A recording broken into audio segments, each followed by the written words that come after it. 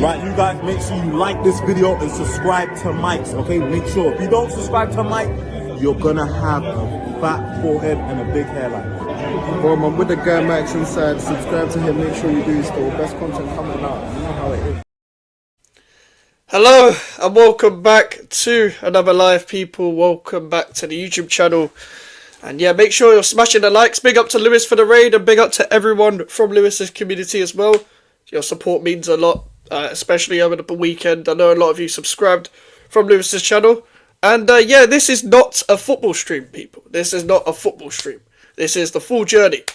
This is the full journey, just discussing, you know, because of 1K, I wanted to celebrate properly. And I'm making a big deal out of 1K because it took me 4 years to actually hit 1K. I've been doing YouTube since 2021. I was only growing from last year. So I want to take everyone through the full journey, a bit before YouTube. Some facts that you may not know about me. That gives you a lot more context to why I am the way I am as well. But big up to the chatters a lot. Big up to Yandu. There's a lot of West Ham hate comments. Understandable, even I hate West Ham. But big up to Yandu. Big up to Mo. West Ham supporters are beginning the same thing. You're not wrong. Big up to Melon as well. Every single time. Big up to Dave. Big up to Musty as well. You know, obviously, the regulars are here. Also, big up to everyone that joined the call-in show yesterday as well. I said better than Arteta 5 years. Eh? That's true. That's true, to be fair. That is true. Big up to Prime as well. Tell us about how you've won more trophies as a captain than Martin Odegaard. That's actually true. And there's a story we're going to tell in this video as well. But, yeah. Make sure to subscribe to Max Reacts. There's a new channel as well. I should probably link it in the fucking thing, shouldn't I? As you can tell, I'm a very professional YouTuber. A new channel where I'm just going to react to music and talk about music. Well, not just react to music, but I'm going to react to bare shit and talk about music as well. So I'll link that in the chat as well. There's on 74 subscribers already, so appreciate the support every single time. And I will link it in the chat. But yeah, we're going to get into the full journey. Everything to do with football and non-football. I'm actually going to pin this as well.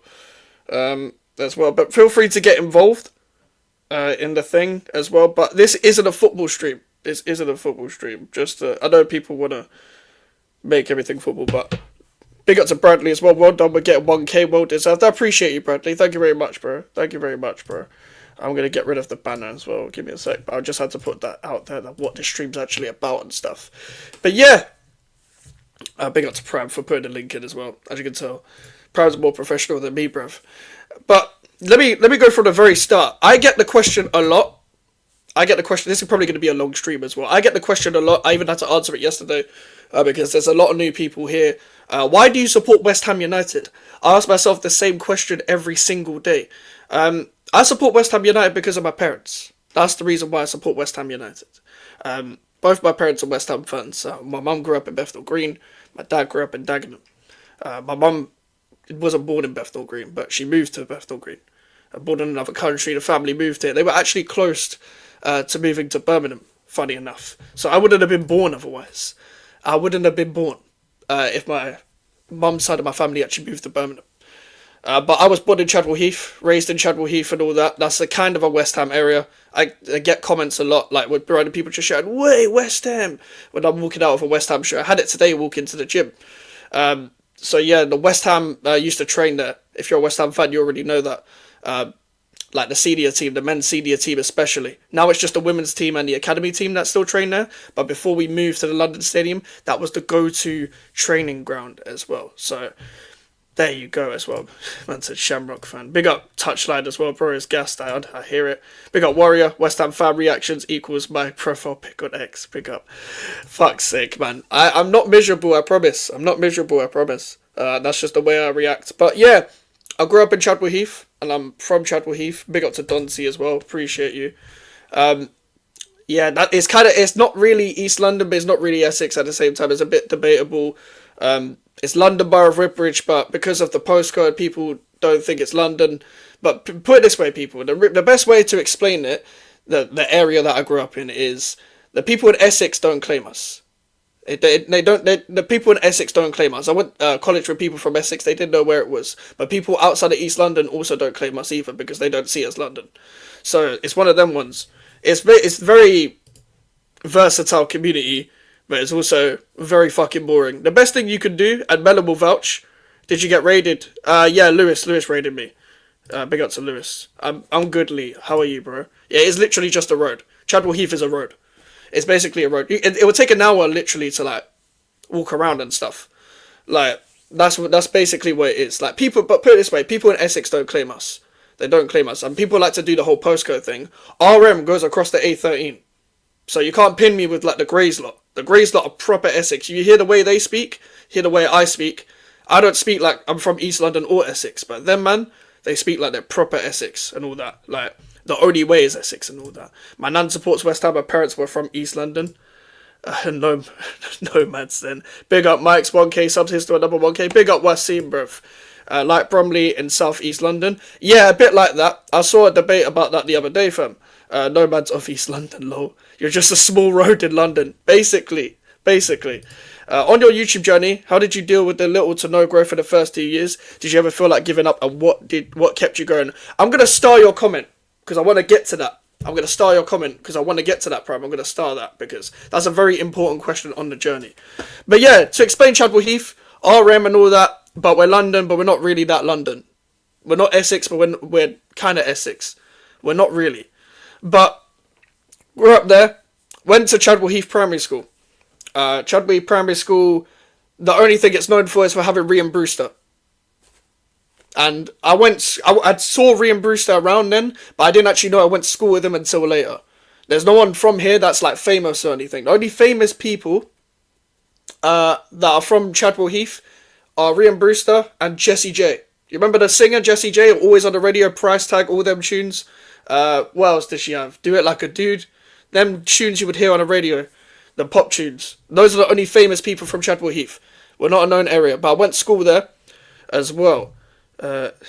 Flying down to build, I think I made the money. What was the year you supported West Ham? Soon as I was born, basically. So what happened is, my mum and dad were like, because they both support West Ham, my kid's not going to support anyone else. So there's a baby picture. I don't actually have it, but it's a baby picture of like me in a cardigan that just has the West Ham badge on it, the old school West Ham badge. So when people say I had a choice, I didn't have a choice. I promise you I didn't have a choice.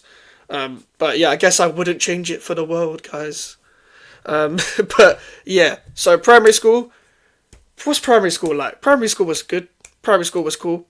I think everyone that was a football fan growing up wanted to be a footballer. Everyone was convinced that they wanted to be a footballer.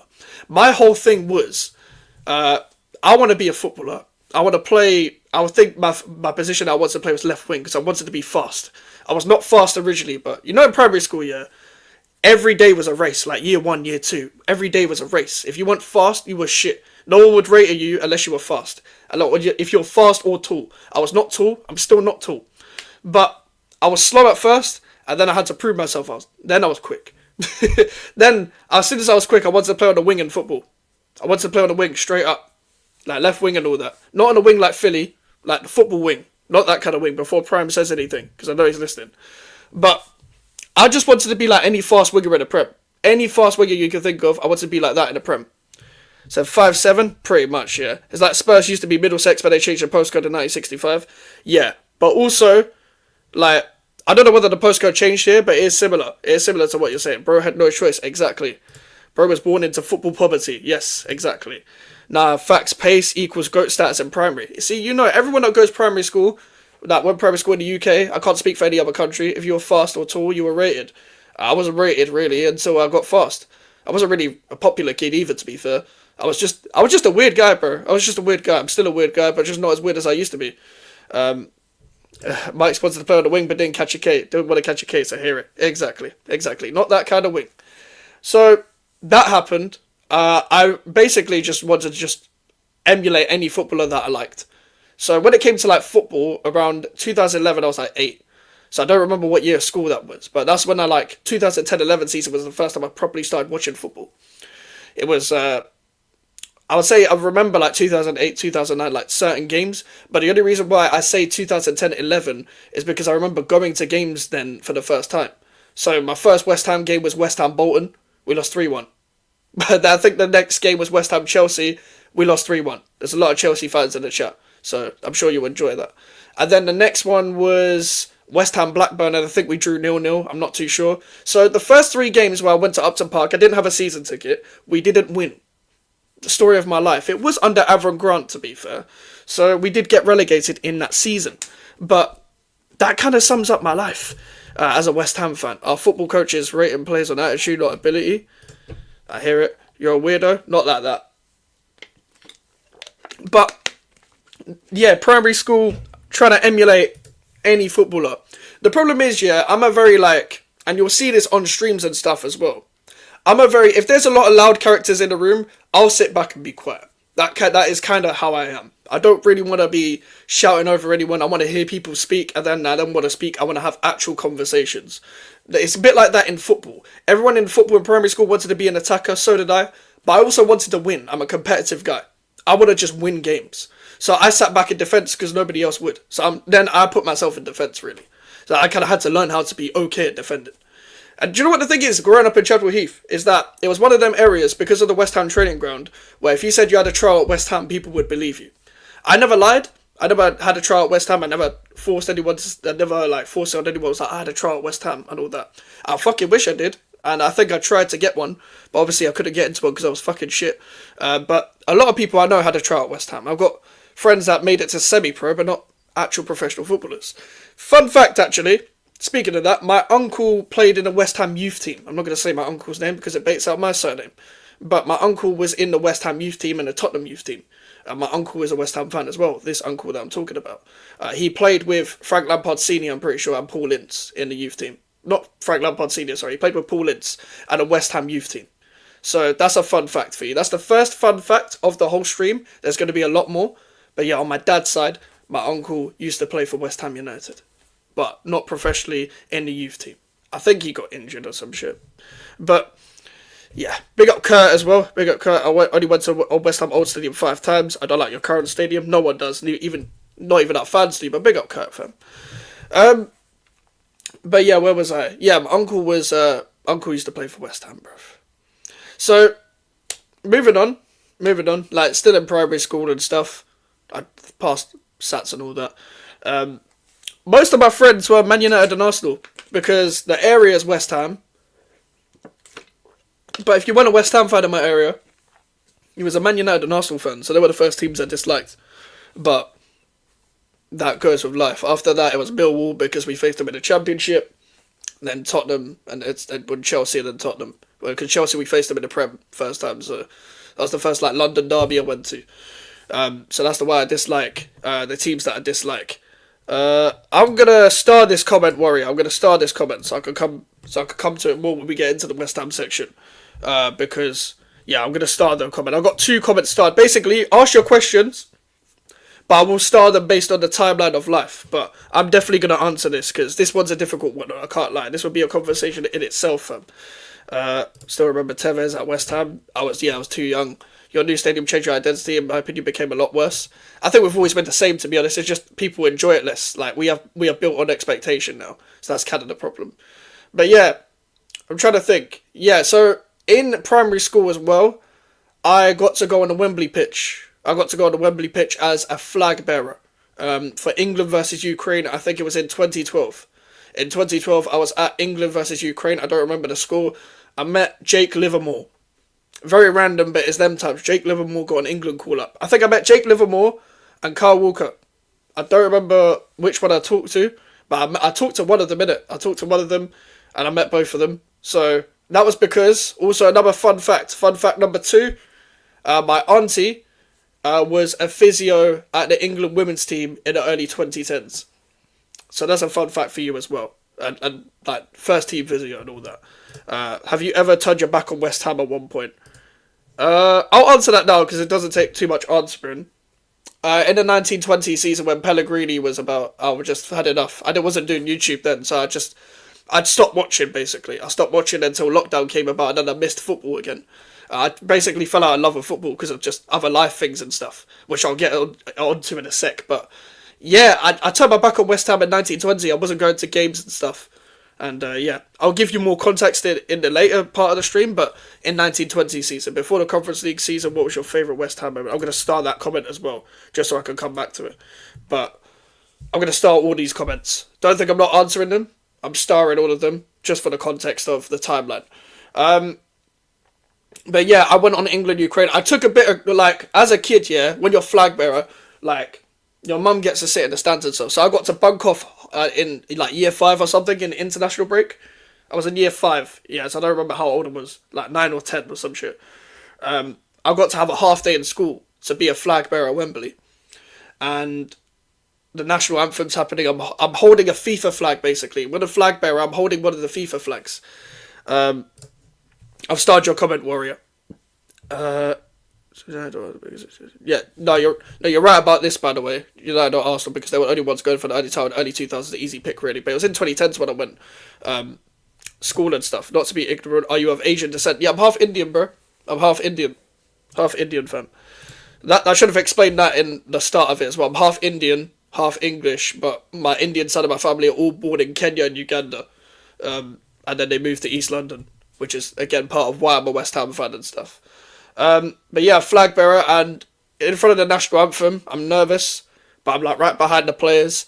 I'm holding like a blue FIFA flag, and I just grab a bit of grass and put it in my pocket. And like, I don't know, I think England was sponsored by Nike or something, so I was just putting grass in my pocket as memorabilia. Fuck knows where that is now. Yes, I am half Indian, Warrior. I am half Indian. But yeah, people didn't know that, innit? I should have put that as fun fact number 3, but I feel like I've been quite open with that before. Whoa, that's sick. What have you ever been? I've not been I've only been out the country twice, but I've never been because all my family moved. Apart from like family members that I haven't met before, all my family members moved to England with us, sort of thing. They all moved to like East London or the Midlands. There's a lot of Asians in the Midlands. Like, I think you guys already know that, but yeah, my family was part of that. Them like they were like from Burton and Birmingham and stuff. But yeah, half Indian. Bet some people didn't even know that. But no one knows that I'm Indian because I can't tell. People think I'm Chinese or Vietnamese or Filipino. So nobody can tell that I'm Indian. Yeah, so that was a weird day. Went on the pitch at Wembley and stuff. So that was kind of interesting in itself, to be fair. But yeah, that was mad in itself. That was a mad experience. I don't remember what the score was. I don't remember anything. All I remember is that after being in with the flag bearer thing, went up in like the stands where like the family sit with the players and stuff. Sat next to my mum, and we sat behind a guy who was at The Apprentice at the time. I don't remember his fucking name, but my mum watched The Apprentice, so she recognised him and stuff. So that was fun. I went to Wembley a few times when I was a kid to watch England. I think England-Bulgaria was my first game. I think Berbatov was playing for Bulgaria at the time, which was, yeah, half Filipino as well. I'm not Filipino at all. Not Filipino at all, Dave. But, yeah, what was I say is the next chapter after that. In terms of, like, football, because this isn't a football stream, but a lot of my background I'm going to talk about is within football. I did play Sunday League for the first time in, like, year 5, year 6, around the same time as well. Played for my local team, Good Maze FC. Good Maze is a little town next to Chadwell Heath. Black and orange sort of kit. In the thumbnail, where you see me lifting the trophy, that's that kit. And the reason why I'm talking about that is because I'm trying to tell, not only am I trying to tell, like, basically my whole life story at this point, but also, I got to play at Upton Park. So, that's fun fact number 4. I played on the pitch at Upton Park and won a trophy. I don't remember why we won the trophy. I think we won 2 games or some shit, and then we won, basically. Your local East London, Essex schools, whatever, got a chance to play at West Ham United, especially if there were West Ham fans in your team. In our team, there was 3 West Ham fans, and I was one of them, and I got to be captain for one of the games. So technically, I was captain at Upton Park. That's a fun fact for everyone. I actually need to timestamp that as well. But yeah, Upton Park. I got to play at Upton Park, got to be captain, and funny enough, I got an assist. I was a left back though. I wasn't up front or anything. As I said earlier, I was the guy who played in defence. Because everyone wanted to play up front. Every single person wanted to play up front or in the front 3 of some sort. I still wanted to play left wing at this point. I was convinced I was a left winger. But my calling was at fullback. I'm not good at football, by the way. It's just at Sunday league level when you know you're not going to make it as a footballer. That's actually a fun thing to say, actually. I remembered when I want to, obviously, you want to be a footballer as a kid, yeah. You want to be a footballer as a kid. But I remember watching, like, my mum was watching a show about kids trying to make it to football or whatever. And it was the same guy, same bald guy with glasses that was on Wayne Rooney's Soccer School and Soccer AM. I don't remember the guy's name, but he's the guy who says unbelievable techers on Soccer AM. He did a show with the, like it was bare of these kids that wanted to make it into football. My mum was telling me, if you want to make it into football, this is how hard it is to make it. This is like the chance of like the small percent that actually make it into football. And it was that show when I was like, you know what? Maybe it's not my calling. Even at like 8 or 9 or 10 or whatever. I probably was never going to make it anyway, but as a kid, you're delusional enough to think that you'll make it. So I was just like, no, I'll just go into something else instead. I've pinned your comment, Duke, about Roberto. I'll come back to that later. But yeah, that's what I didn't think I was going to make it as a footballer. But we played at Upton Park. Scored a goal. Assisted a goal, sorry. Basically, the assist, I remember the assist. I was at left back, and I just lobbed it, Sam Allardyce style, and it was just a header. It wasn't a great assist. It was kind of just like put into an area sort of thing. No one was going short to receive the ball. So I'm just like, put it up in the air sort of thing, and then it was headed. Sunday league shouldn't be knocked. I still enjoy our early morning on Sunday. Lots of fun. Yeah, do you know what? At times I do miss it. And that kind of moves me on to the second. I was at Good Maze for 2 years. I went to a team called Bolognians, which is still in the local area, in Redbridge, which is one of the London boroughs that I'm from. Like, I'm technically from two, because Chadwell Heath is split in half. London borough, Barking and Dagenham, and London borough of Redbridge. I'm kind of born in between. Born in Good Maze, technically, anyway. But went to Bolognians, which is another team. It had Claret, funny enough. Claret and Yellow as the team. A lot of us moved there. I don't remember why, but I think it was because our coach moved to that team, so like half of that team just moved as well. And I moved there when I was in year 7, and this was actually my last year of Sunday League. So, funny enough, that's when my Sunday League chapter kind of ended, sort of thing, because I wasn't getting played enough, and I thought I was the best defender in terms of fullback on that team, so I just got frustrated and left. Simple as that. Also, the coach was like, yeah, I'll play you, and then I didn't get to play the last game of the season. I remember for the last game of the season, because I was only there for one season, we celebrated by going creams, I'm pretty sure in Seven Kings. People from Seven Kings would know where I'm talking about, but we went creams. Went to just some dessert show, we just... that was it, fam. Hey, Connor, I'm gonna star your comment as well, exactly. Put it in the mixer, Pram. Put it in the mixer, keep it simple. I'm starring your comment, Connor. But yeah, that was my Sunday League chapter. So in school, I don't think I had many highlights, but this is where fun fact number 5. I don't remember how many fun facts we're on now. This is the biggest exclusive. I've never told this to anyone. The only person that knows this is Alfie. Because the reason why is because I've known Alfie for years, but we'll also get onto that and how I met Alfie. Did you get any ringers, whether it's on your team or opposition? Ringers is like, what ringer? What's the definition of ringers again, Bradley?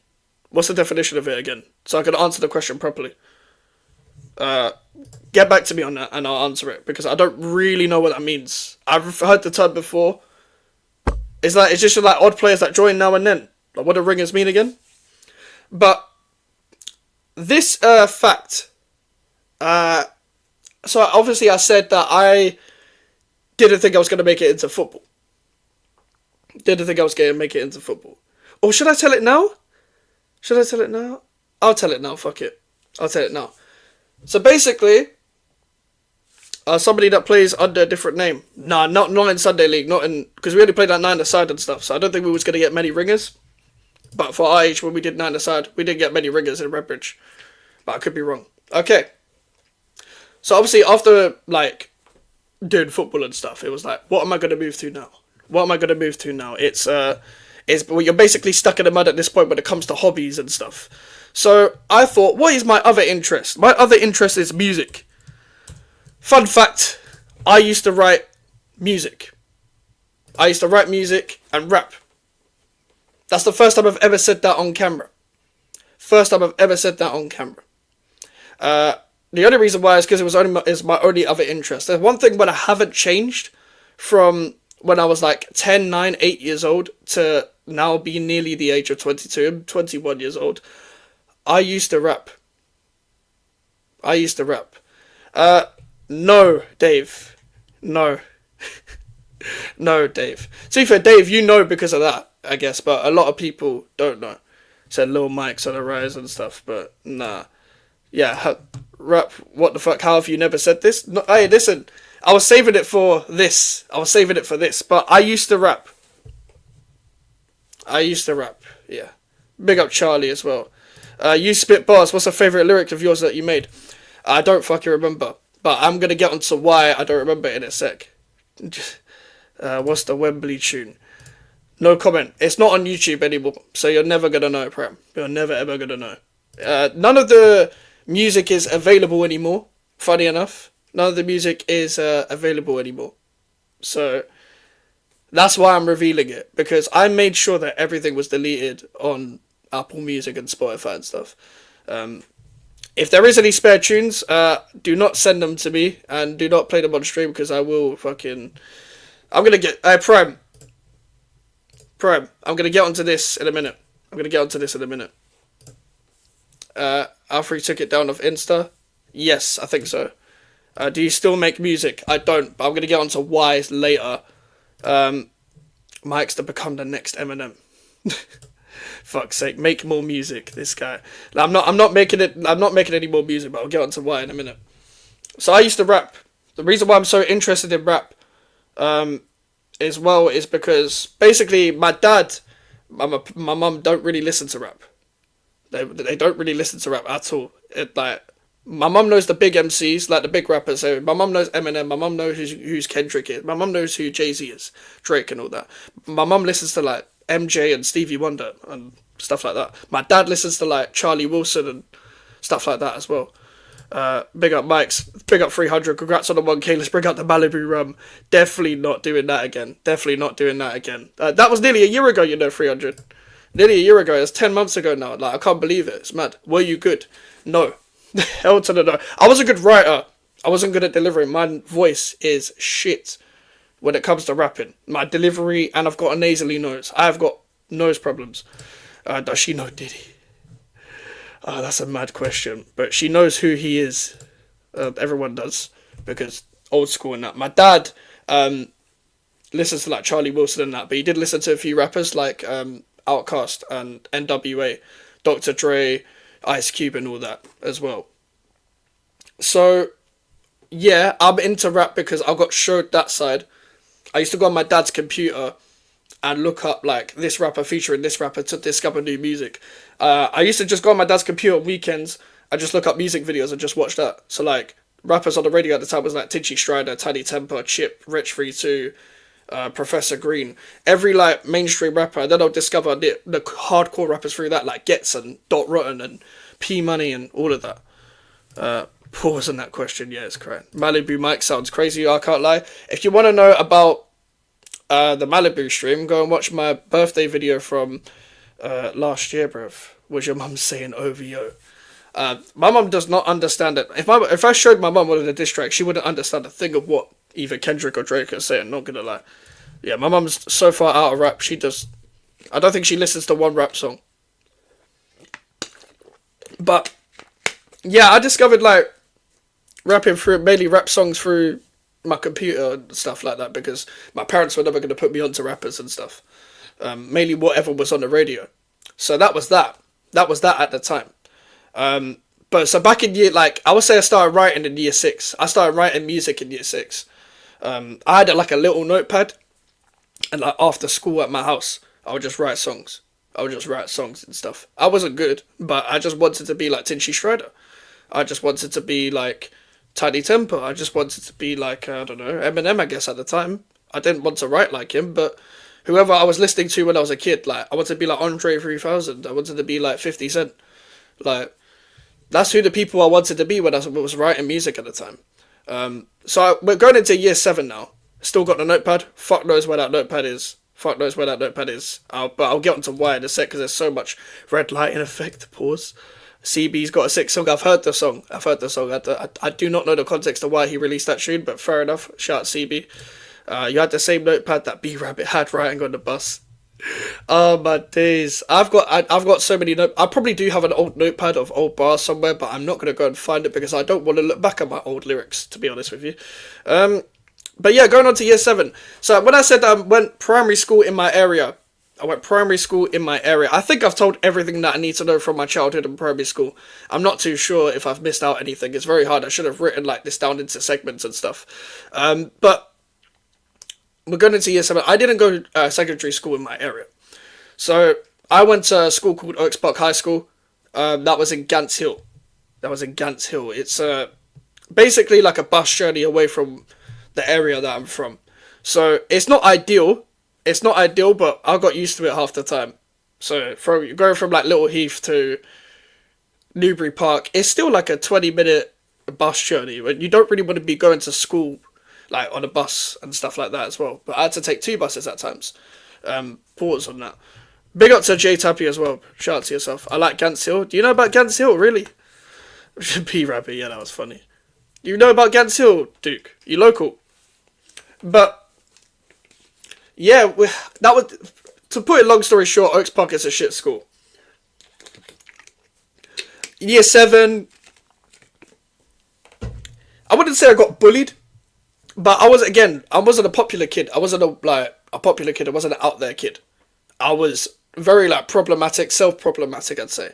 I would say I'd victimized myself a lot, but the reason why that happened was because I made a lot of the mistakes at the time. So I look back at it, I'm like, yeah, cool, school was shit, but I was the problem. I was the reason why it was shit. I got a lot of unfair treatment in school for reasons that I put upon myself. And some of the reasons weren't my fault, but year 7 kind of started like that. It's alright, now I'm from South East, but I've got family in East. Oh, fair enough, that makes sense. But yeah, year 7 was a weird one. I've got bare stories that I probably shouldn't be saying on camera, so I was still writing music. And that's when people in school started to discover that I rapped.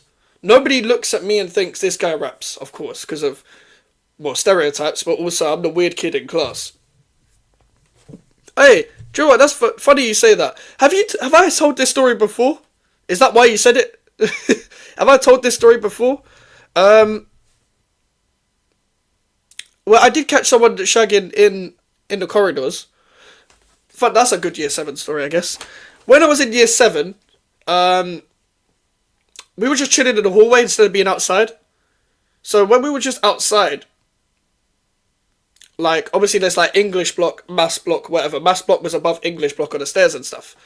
But when we were going there, we catch 2 sixth formers just shagging under the stairs.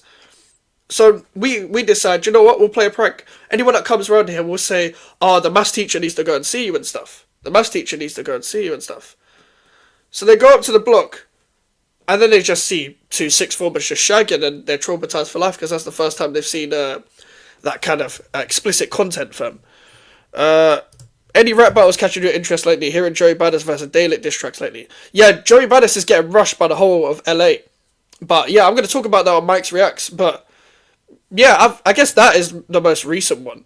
Do you want to elaborate on the problem stuff, or is it too personal? Do you know what? I will, but I don't know how I'm going to break it down. I'm going to start that comment. Year 7, if you went out your area a long day, was same for me, was so peak and awkward. You would just get trolled, bruv. Yeah, I did that. Bro, you got a good memory. I've had a feeling I would have. Someone from America, how old are you in year 7? Like, 11 turning 12. Yeah, 11 turning 12. Yeah, 12, 300, yeah. So, like, I started off 11 and turning 12, sort of thing. So, I went to secondary school, and this is 2014. 2014, like, ends in 2015. So, basically, when you guys won a league, when Chelsea won a league, that season was when I went to year 11. Mikes, did you ever write diss tracks on somebody that mistreat you in school in your notepad? Oh, man. Low-key, now I'm starting to think you're a fucking secret agent, bruv, because I did do this, and that's what got me in trouble. A lot. I didn't help myself. I did not help myself. Over here would be 8th grade. Okay, that makes sense. I remember kicked down a Jamaican auntie's door. She had a machete in her hand, chasing a bunch of kids. And what the fuck? That sounds like a Southeast story. But yeah, on to your comment, Prime, about the problematic stuff. Bro, it's like petty shit. It's like all the childish stuff, like, that ends up becoming, like, crazy. So, like, it'll be over, like, I don't know, like, sometimes, on some occasion, maybe over, like, a girl you like, or maybe someone chatting shit about you in school and stuff. Someone saying something behind your back on some shit like that, and that will cause conflict. I was one of someone's few friends in, like, school and whatever, and I got stabbed in the back.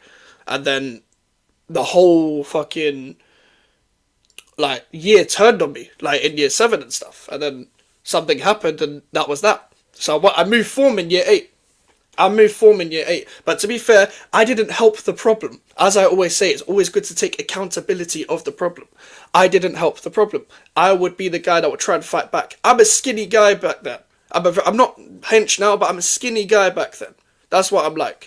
I'm a very skinny guy. But I wanted to back myself. I didn't want to get, like, outnumbered or anything like that. But yeah, how did you get in trouble for writing a diss track?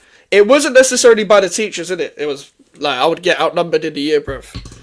I would release a diss track, for example, on someone in the school, and then what happened was, like, people in the school would obviously find out.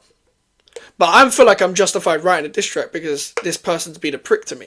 But now that I'm writing a diss track, because this guy is more rated, they're more rated in the school, bruv. Like, I'm getting outnumbered. But to be fair, I shouldn't have released a diss track. I should have just written it and not released it. But I'm gonna get on. Yeah,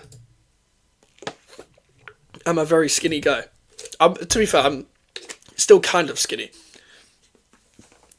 I said it was about the teacher. I never wrote a diss track about the teacher, but the teachers were fucking annoying. The teachers are the biggest load of pricks in my school.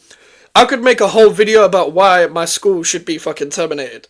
If you go up to anyone in the Ilford, Seven Kings, Goodmays, Chadwell Heath area, even as far as Dagenham and Bromford at times, they will tell you that Oaks Park High School is the biggest load of shit. This leads me on to this. I had 2 YouTube channels back then as well that are not on YouTube anymore either. That I'm not going to name the name of because there's still content on YouTube. But there's no content of my old music or anything like that. But I had 2 YouTube channels. I would release it on YouTube and people would, like, they obviously know the YouTube because I promoted it on my socials at the time. But I'm actually jumping too far ahead because this is not the first YouTube channel I had. So moving on to year 8. Year 8, I changed form, but I met friends through mutuals in my school already. I met one of my friend's cousins through PlayStation because we would all play PlayStation in school, but I'd meet other people that I wouldn't know. They're actually my main friends now, funny enough.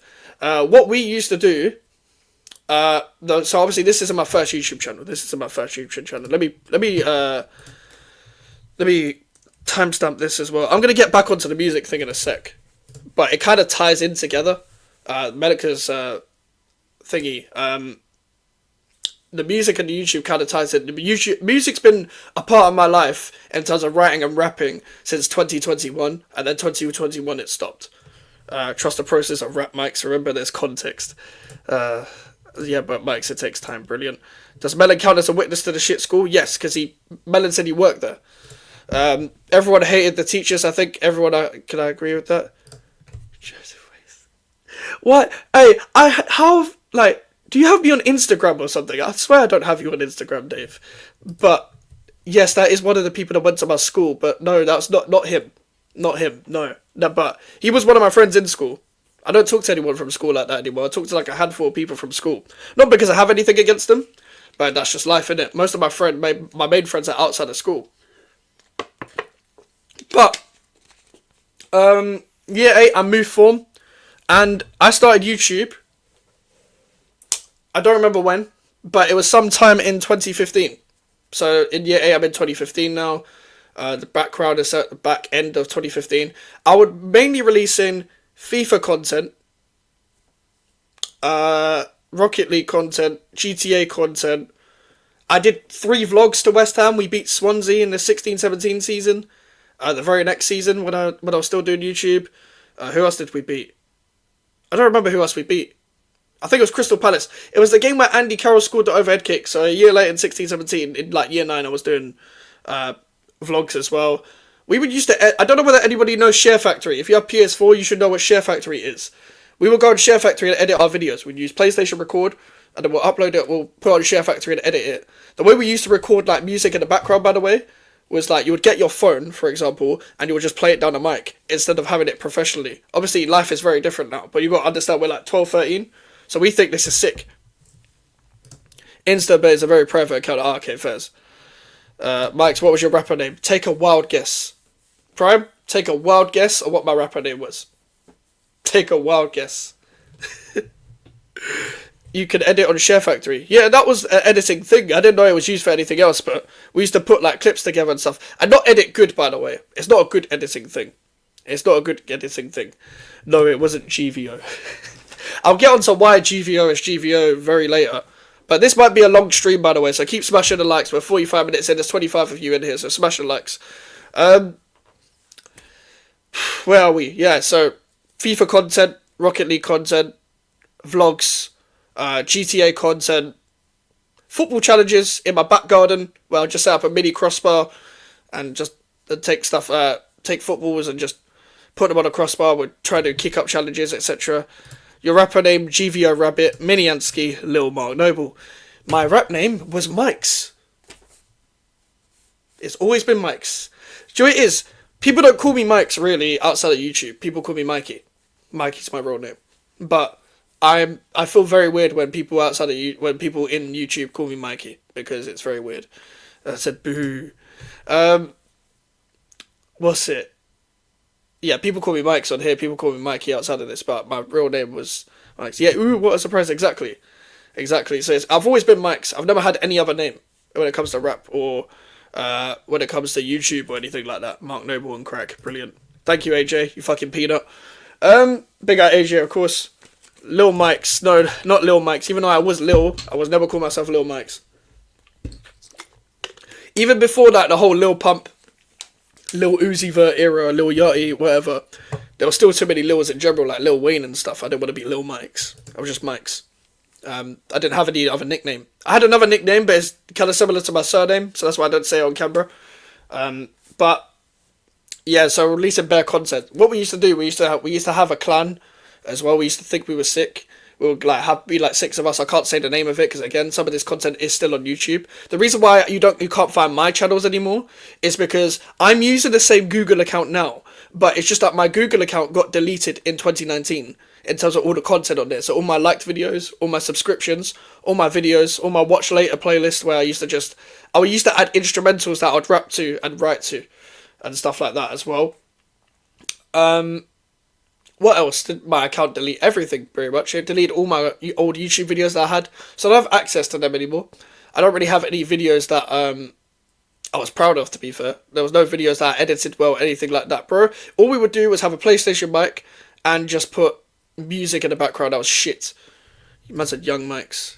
Peanut, that's a yellow. Nah, definitely not a yellow. But yeah, the music was shit. I mean, not the video. Well, the music was shit. The videos were shit. So yeah. Like, that was the kind of content we were making back in the day. And I don't remember how many subscribers. I think I got to 100 subscribers and I thought I was like, bro, I thought I was sick, bro. I think we ended up getting to 200 or something. But it wasn't, but it was like 200 or something in like, I was doing this content from like 2015 to 2018. Mikez had a whole underground record label and that piff. Definitely not, bro. Definitely not. But as a choice, I'm fucking backtracking, bruv. I forgot to elaborate on this, but I did rap battles in year 7. So people found out I rapped.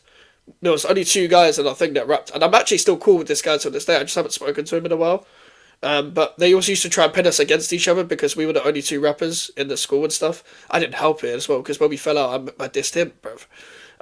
But like, I don't help myself, as you guys know. As I've elaborated in this thing before, I don't help myself. I was making terrible decisions when I was a young guy.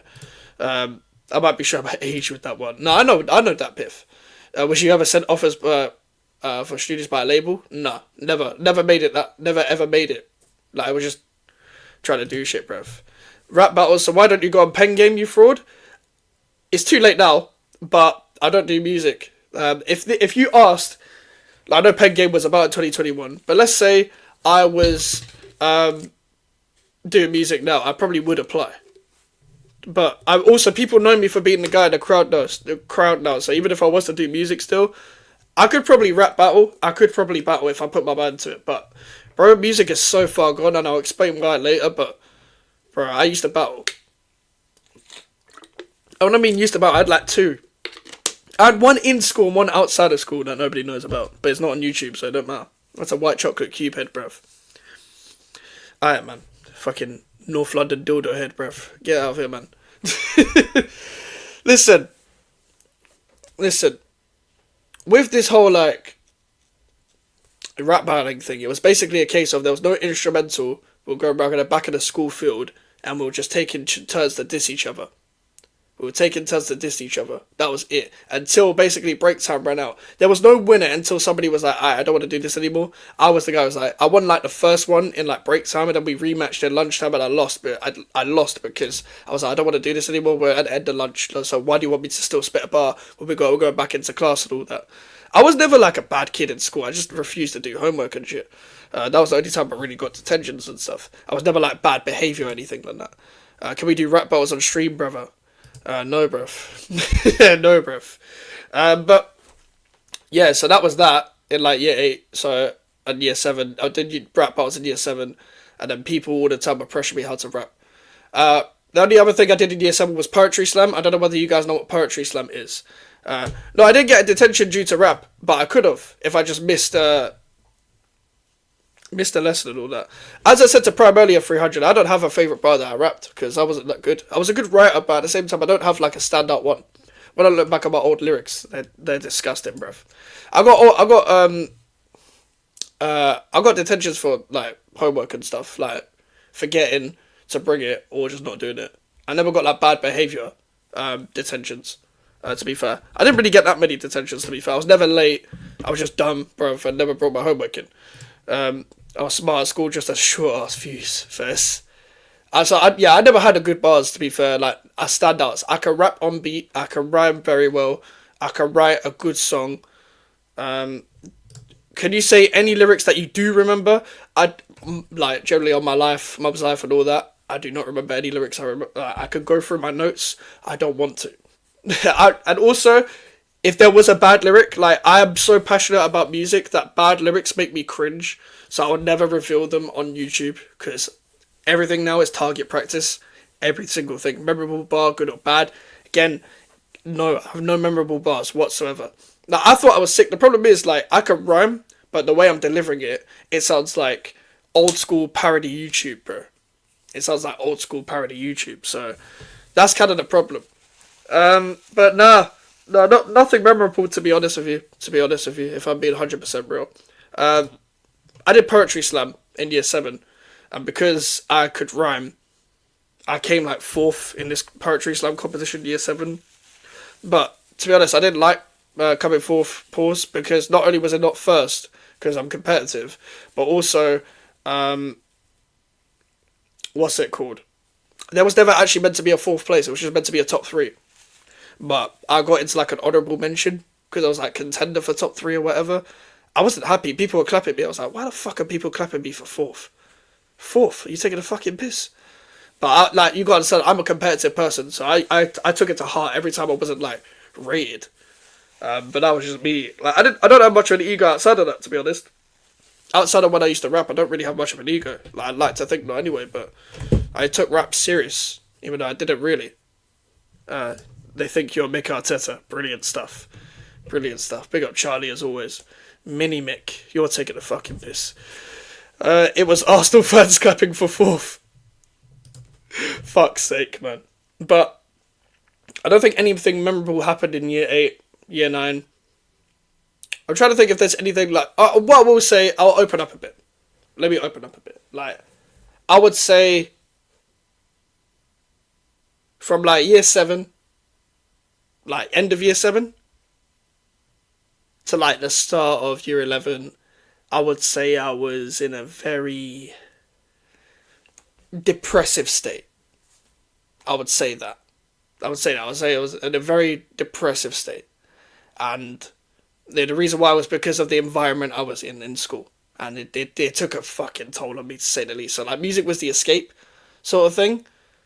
But I've managed to escape that in, like, 2018, start of year 11. And I was close to moving school. And it was just like, now I can just leave it. I'm leaving school in 6 months. I don't have to think about this place again. So, I don't know. But that was kind of like the biggest, like, deep part about this. I can't really get into details, but I was in the worst state ever. But it was because of the environment I was in at the time. Bridesmaids of the top three. Mike should be an Arsenal fan, being applauded for being finished in fourth, clapping you for fourth, as if you're 2010's Arsenal. Can we get an Arsenal diss track from Mike's? I will never rap again. Yes, sir, I'm saying this for sure. I will never, ever rap again. What was the pause? What did I miss? What did I say that was bad? They were probably Arsenal fans. They loved that foreplay. Some environments just caused that same fall, to be honest, until I left in June. Yeah, legit. How did you deal with depression? Do you know what it is? I just said, I'm leaving in 6 months. Just get through the last 6 months. My whole thing was just get through the last 6 months. You don't have to do this again. But it took me 4 years to, like, cope with that. Because, like, halfway through school, I'm like, bro, I want to get out of this place. I want to get out of this place. I'm like, let me just end school on a high and all of this. And it was basically a case of, like, it's so hard to, like, explain. Because it's like, when you're in the state for a long time, all you're thinking about is the state you're in. But it takes so long to, like, just switch the off button. But the only thing you can do, and I've had this mentality since then, is to carry on the same routine you have, because you can't control the uncontrollables. If I could teach anybody anything, yeah, it'll be controlling the uncontrollables. You can't do. You're never going to be able to control obviously control something you can't control. It's the most obvious statement in life. So when you can't control something, just get on with your life. You're not going to think about it again, because you're going to have other things that you can control that can benefit you. I feel like I'm saying something very basic to myself then, but that's something I only realised about myself in, like, 2018. So it's not really something you could deal with until you have the right people around you that understand you. But that's what I will say. Like, in school, that's what it was like. But I was still doing music. I think the first song I released was in, like, what was the song? It was like 2018. So we're skipping years. Because I ain't got really much to tell about school. I thought I would have a lot more to tell. But I don't really have much to tell about school. Unless you guys got questions about school. I was saying you want to open up. Oh, okay. Alright, that makes sense. Fair enough. The lack of sun in the UK might not help with depression. Honestly, I love the sun, so that does not help 300. You're right. When I'm in the sun, that's me, bruv. That's me in my element. I just want it to be sunny. That's why I'm glad I'm going on a couple holidays this summer, bruv. That's a good view to look at things, but when you're in that state, it's hard to think of positives, especially when you're on ones. Exactly. That's why I'm saying it took me so long for my brain to click, for me to feel like, well, I should just click myself out of this. The sun is everywhere. Well, you do live in Australia, mate, so that's probably why you think that. But I prefer the sun to the rain. I don't want to wake up and it be grey, bruv. But I think we released a song, me and a couple of friends that I have at the time, and to be fair, I'm still cool with them now, but I just don't get to talk to them anymore, because life's life. Released a song, and I got bullied for it. Oh, we're flooded here, Fez. I'll batter the sun, got me sweating, looking like a tomato 24/7. But yeah, I got bullied for that, for the first song I released. We recorded it in, like, a music studio in school. We had a music studio in school. And to be fair, the verse I released was shit. I was a feature on the song. The verse I released was shit. But it's the way it was delivered, not the writing. And I basically got mocked for it for the last year and a half of me being in school. That's the truth. That is the truth. And that is not why I don't do music anymore. Because I carried on to do music. I was like, I need to get out of this place so I can focus on doing music and stuff. But I basically got bullied in the last year. Well, I wouldn't say bullied. I want to say bullied because I feel like I'm victimizing myself. I don't help myself when it comes to this kind of stuff. But at the same time, it wasn't great. It wasn't great at the same time. It was just basically, I'm victimizing myself, but I'm trying to release music. And yeah, I got bullied for it. I'm sorry about that, brother, you must believe. I'm fine now. That was 5-6 years ago. Why don't you be a ghostwriter? It's very hard to like link up in like the industry and stuff and have people write for you, because my parents say the same, like, why don't you just write for other people and stuff? Like, I could do that, but also I don't really have time anymore. But also I would say, and I'll kind of leave this as a bit of a spoiler, but I'll get onto why I stopped doing music in a sec, but like later on, because we've got years to go through. There's going to be a long stream, as I said, so keep smashing the likes. But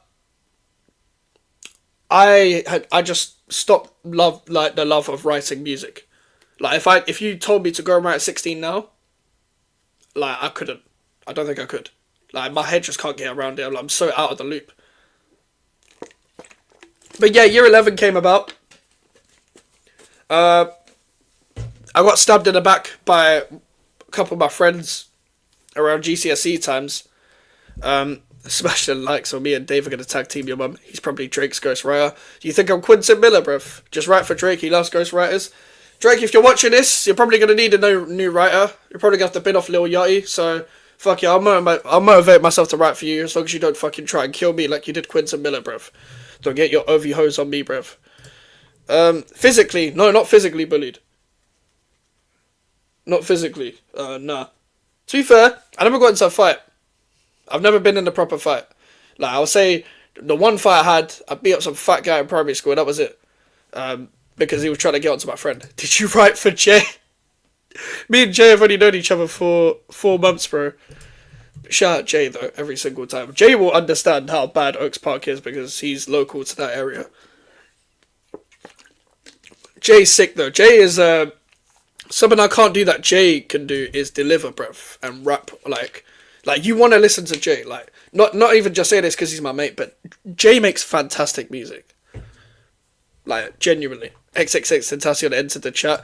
No comment. Mikez is gonna write for Drake, and no, hell no, bruv. Hell no.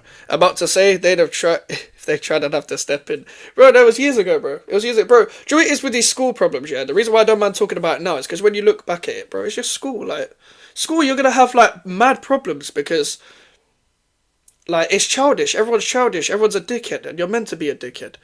How'd you get stabbed in the back? I'll get onto that. Give me a sec. Wait, off topic. How old are you, Mike? Sorry if this sounds personal. No, I'm turning 22 in July 2017.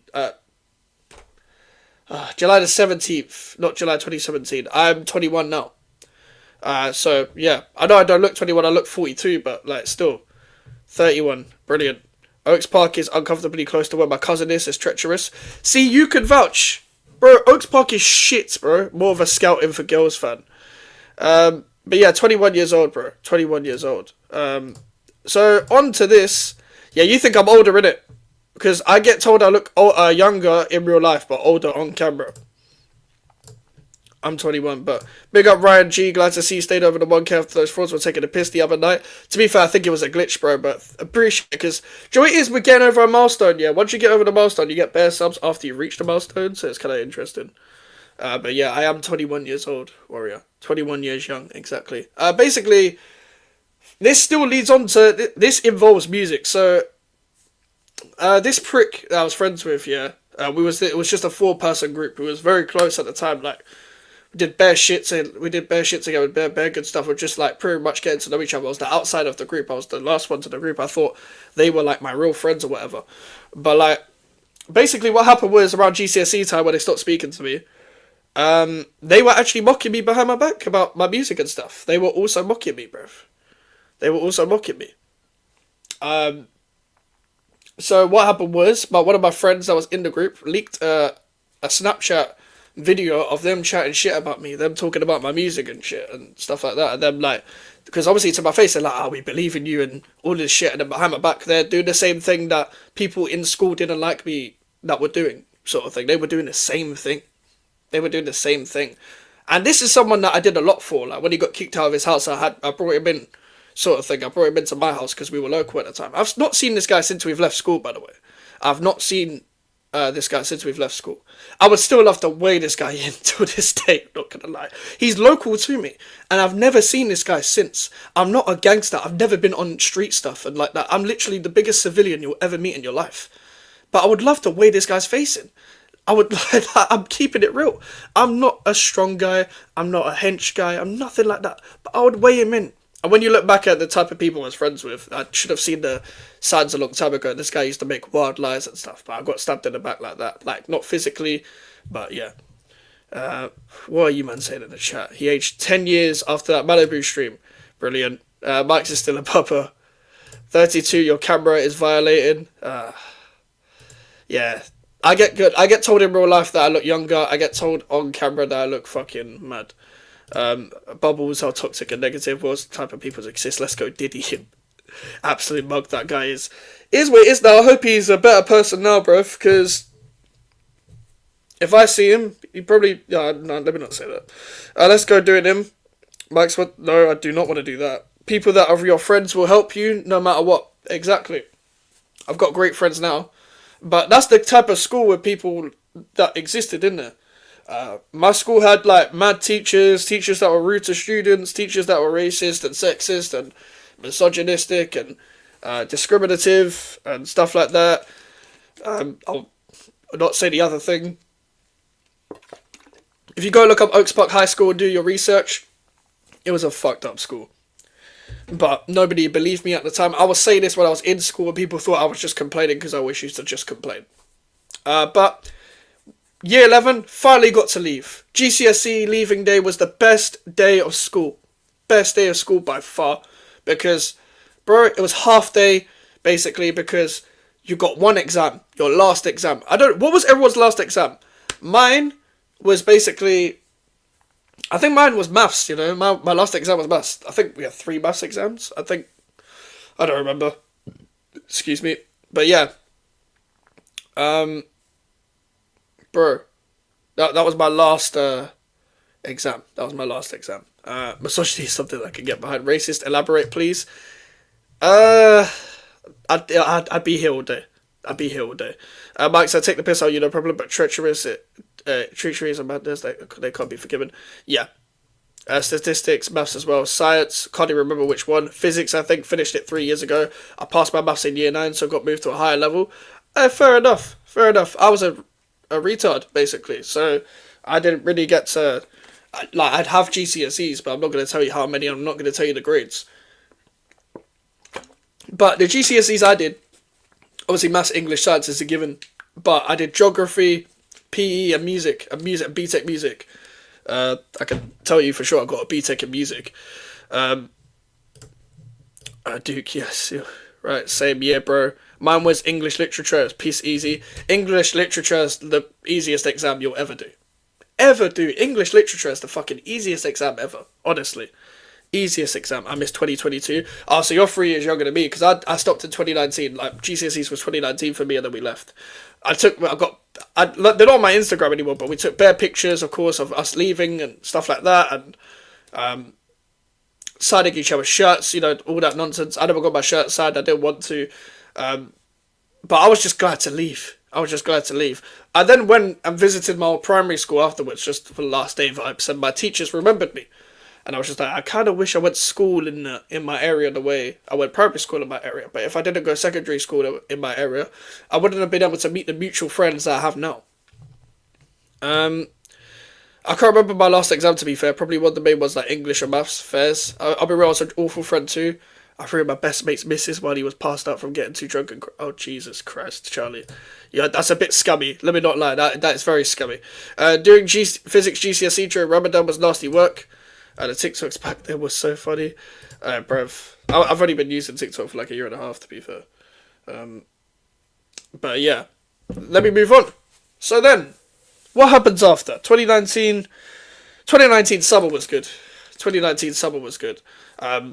But that's when I started, I was still doing music. I was still rapping. Throughout this whole time, I was rapping. I'm writing lyrics, I'm rapping. I'm thinking I'm sick. I put a tune out for the first time in the summer. In the summer of 2019. It was okay. It was an okay song. At the time, I thought it was. When you look back at it now. It's fucking shit. But luckily, nobody can hear it. So that's all good. And then... the next step for me, obviously, some people went sixth form. I went college. I'm just getting. Let me just look at all the fucking thing and stuff. I'm just trying. I'm looking back at the starred comments to see if I've missed anything that fits in within the timeline. No, okay, I haven't. All right, let me carry on. Then we could have seen singer Mikez. I can't sing to save my life, but rap, I thought I could. Yeah, bro, TikTok fell off since then. That's fair. 2019 summer was peak for me, to be honest.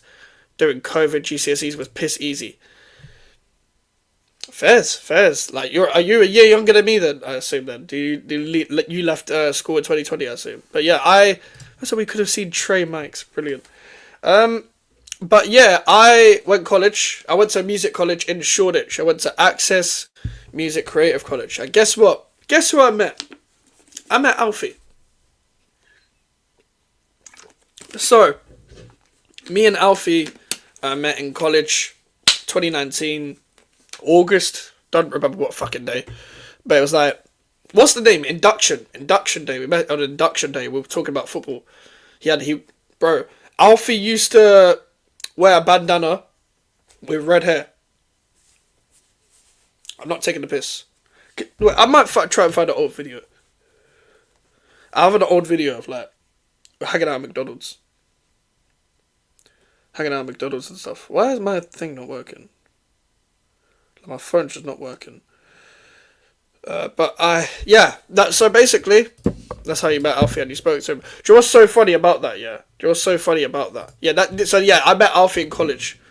Me and Alfie have known each other for 5 years, nearly 6 years. Do you know what? I generally thought, when I looked at him, I thought this guy is not going to like me because he looks pissed off. When you guys say I look pissed off when I'm not smiling, he looked pissed. Shout out Alfie, he looked pissed. Proper pissed. Like, black bandana like KSI, red hair, Sidemen bag, I think. I want to say he had a Sidemen bag, I'm not too sure. I'm a Sidemen fan as well, but he wore the clothes. I had a Sidemen bag as well, to be fair. I left school in 2021, went straight to college, Newham College for a year, was peak. Oh, you went to college in Newham? Oh my god. Fucking Newham. Alfie used to be a KSI star, I hear it. He low-key still is. Low-key. But shout out Alfie every single time. I don't know what... Do you know what it is? On a Q&A, I'll retell this story and let Alfie tell all the exclusives that maybe I have missed as well, but I'm going to try and tell the full story in detail. Yeah, we was so when in your Access, when you're in music college, it's mainly girls. So the only guys were me, Alfie, and a couple others. There was like 5 guys. No restaurant. And there was 15, 18 girls, I think. Not everyone's the same age. Like, some people are like a couple years older, 1 year older is college. So we did a vocal course, because I'm a rapper. Well, I used to be at the time. I'm saying I'm a rapper at the time. Alfie, I don't think he minds me saying, he was a rapper at the time. So we were both the only rappers in there. The other 2 guys were singers. Everyone else was a singer. And there's no thing for like rappers. There's no, what's it called? Courses for rappers. So they let us just do our own thing. I've got a lot. I didn't go to college for that long, but let me get into the comments again. That makes sense because DT also had red hair. He had FIFA content on Choco back in the day before the Sidemen FC stand. I left school in 2014, went straight into work. I literally started school in 2014. That's funny. Red hair and bandana. Yes, Dave. Wait, did you? Oh my god, Dave! Look at the fucking picture. Dave, how do you change your picture this quick, bruv? Oh my days. Vicstar 123. East Ham campus. Fucking hell. Jeez. I respect it. That's why I've done textiles and drama. Well, let me not get into that story. Huss. He still didn't believe any black colour clothing like the black Arsenal sheriff used to get. Do you mean 5 guys? No, did he? Yeah, I guess so. Alfred's music is on YouTube, no? I don't know. I'm not too sure. I think some of it might still be on YouTube, but I don't want to bait him out. But if it's on YouTube, that's him, innit? He's kept it on there, so that's kind of his problem. I know they will stand people like Swift. Fucking hell. Was the girls? I'm trying to think. No, one of the girls' favourite artists were like Frank Ocean or Lana Del Rey and artists like that. So one was... Yes, Dave's AVI is... How did you get that picture, by the way, Dave? What the fuck? That is Alfred. It was not long ago I saw him rapping. He quit after me. Like, way after me. He didn't quit that long ago. But that's his story to tell. But yeah, we was not only there. Like, Alfie had his own personal issues, so like he wasn't in college all the time. But obviously we kept in touch for a very long time. In college it was basically like there was 2 days where we had to like perform every week, and one of them was like a studio mini, like small gig type place that the college would rent out right next to the college in Shoreditch.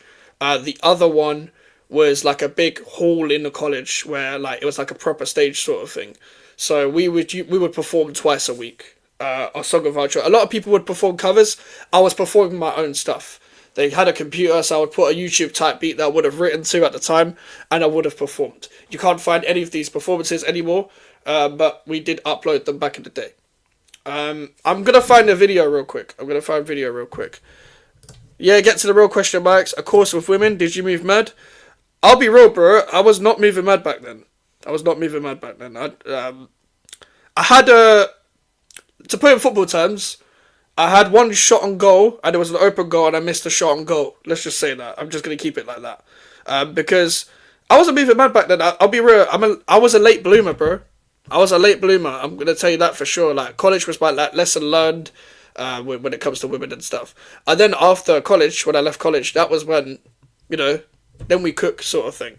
It was, yeah, expected filter. What do you think the raps were about? I'm disappointed. Okay. But no, I didn't move mad in college. I didn't have the 5-star skill moves like that. I'll be real. I didn't have 5-star skill moves and 90 shooting until I left college. I was a late bloomer. I'm keeping it 100. I'm not going to pretend like I was a gallist back in the day or anything like that. What was the expected field tour? Fuck knows, fam. I don't even understand field tour as it is. Fumbled the bag. Hey, so it did take time, guys. So I'll tell you a fun fact. Put it this way. All my women encounters, I've purposely kept short term, and I've never been in a relationship. Because every time I get into a relationship, I'm like, I do not have time. And obviously, you know, when like you approach the player, for example. Let's say you approach the player. You realise that they want bare wages, or they want a long year contract or whatever. They want a release clause or whatever. Like, whatever it is. Like, I'm not saying the girls I approached did, but that's me, innit? That's me. I'm not trying to like get into long term anything right now, bruv. I just keep it short term and move. That's the kind of person I am. Mike's moving like Arsenal in Europe. Use this line, always works. Oi, oi, cheeky girl, show us where you piss from. Brilliant. Fabianski would be disappointed. In college, I did IT level 2 because they had business course. I did it as an option in school. Then did sport level 2. Still got my coursework from then. Fair enough. It takes time, trust the process. Don't do it in Newham College East Ham campus. It was a traumatic experience. My class were 90% boys. It was calm. The violations were mad. Mike's on the trust the process. Things with girls. Bruv, I can't... I prefer not to speak. Rev, just lie to women, don't believe anything. You're not wrong. But yeah, I was a fucking late bloomer. Hey, big up Elijah. £10. You didn't have to do that, bruv. Big 1K, much love, fam. I appreciate you, Elijah, every single time, bro. Every single time. So make sure to smash the likes. £10 is crazy. You didn't have to do that, bro. But thank you very much, Elijah. Support is much appreciated, fam. But yeah, college was mad. I'm going to find an old video. Sorry, I keep getting distracted. Could you start raiding off topic? Yeah, I only figured it out like when in the league on stream. So I'm gonna start raiding other content creators and stuff, and that as well. We'll start redirecting. We're gonna do that all the time now, every single time, even to like people that we don't necessarily know. Oi oi, darling, are you the photographer? Because I can imagine us together. There's a black rapper called Mikez. There's bare people called Mikez. There is bare people called Mikez, bro. Let me go straight to start my camera roll. I can't show any of these old videos from me from school because they have other people in it that probably don't want to be on camera. Do I have old videos from college? I have a 7... Alright.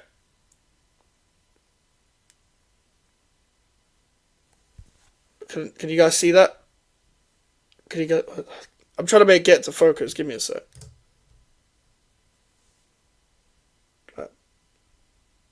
Right, okay, it's gonna play.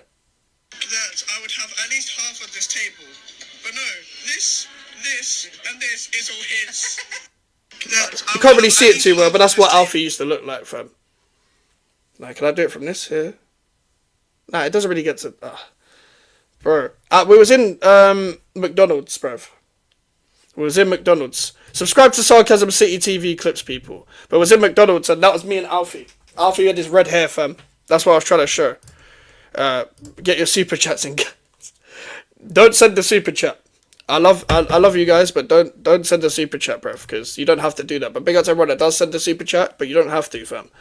I've seen old pics of BJ, yes, nuts. Bro, it took me until I was 17 to kind of understand girls a little bit. I'm 20, nowhere near complete with understanding girls, but I've learned a bit. So I hear you with the late bloomer. Yeah, I'm a late bloomer, bro. I'm not one of these guys that was shagging at 15. I'm not someone from Oaks Park, bruv.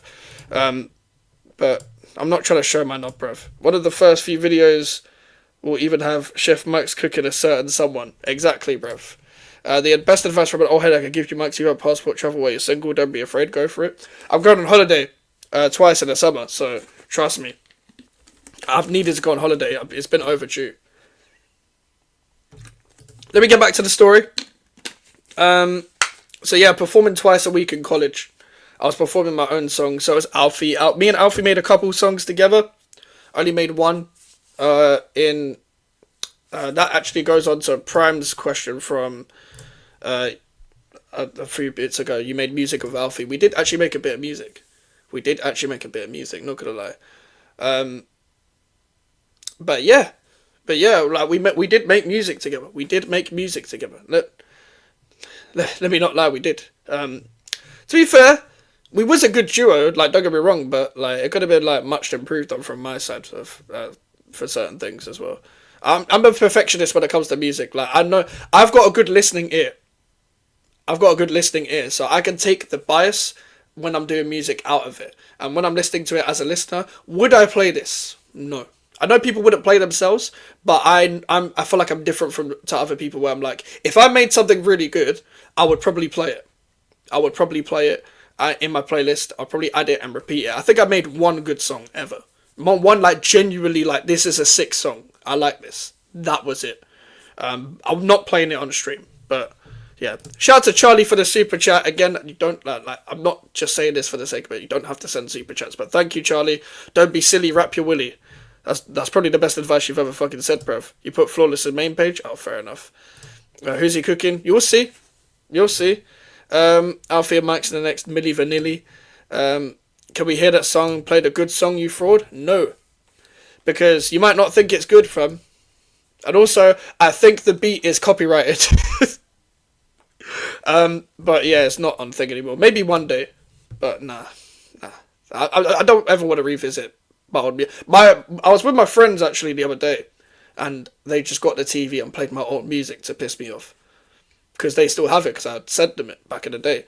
They still have my old music. So they were just playing it and pissing me off, bruv. I had to listen to my old self. Trust me, I heard it. It's decent. You haven't heard it. So as long as it's not me, I'm sorted. No, well, no, I've only cooked you once, bro. No, I haven't cooked you once, but you know what? We've only been on one stream together, fam. But listen. Just keep smashing the likes. We'll get on to the next section in a bit. 10k subscribers music release. I was tempted, by the way, to do a 1k freestyle.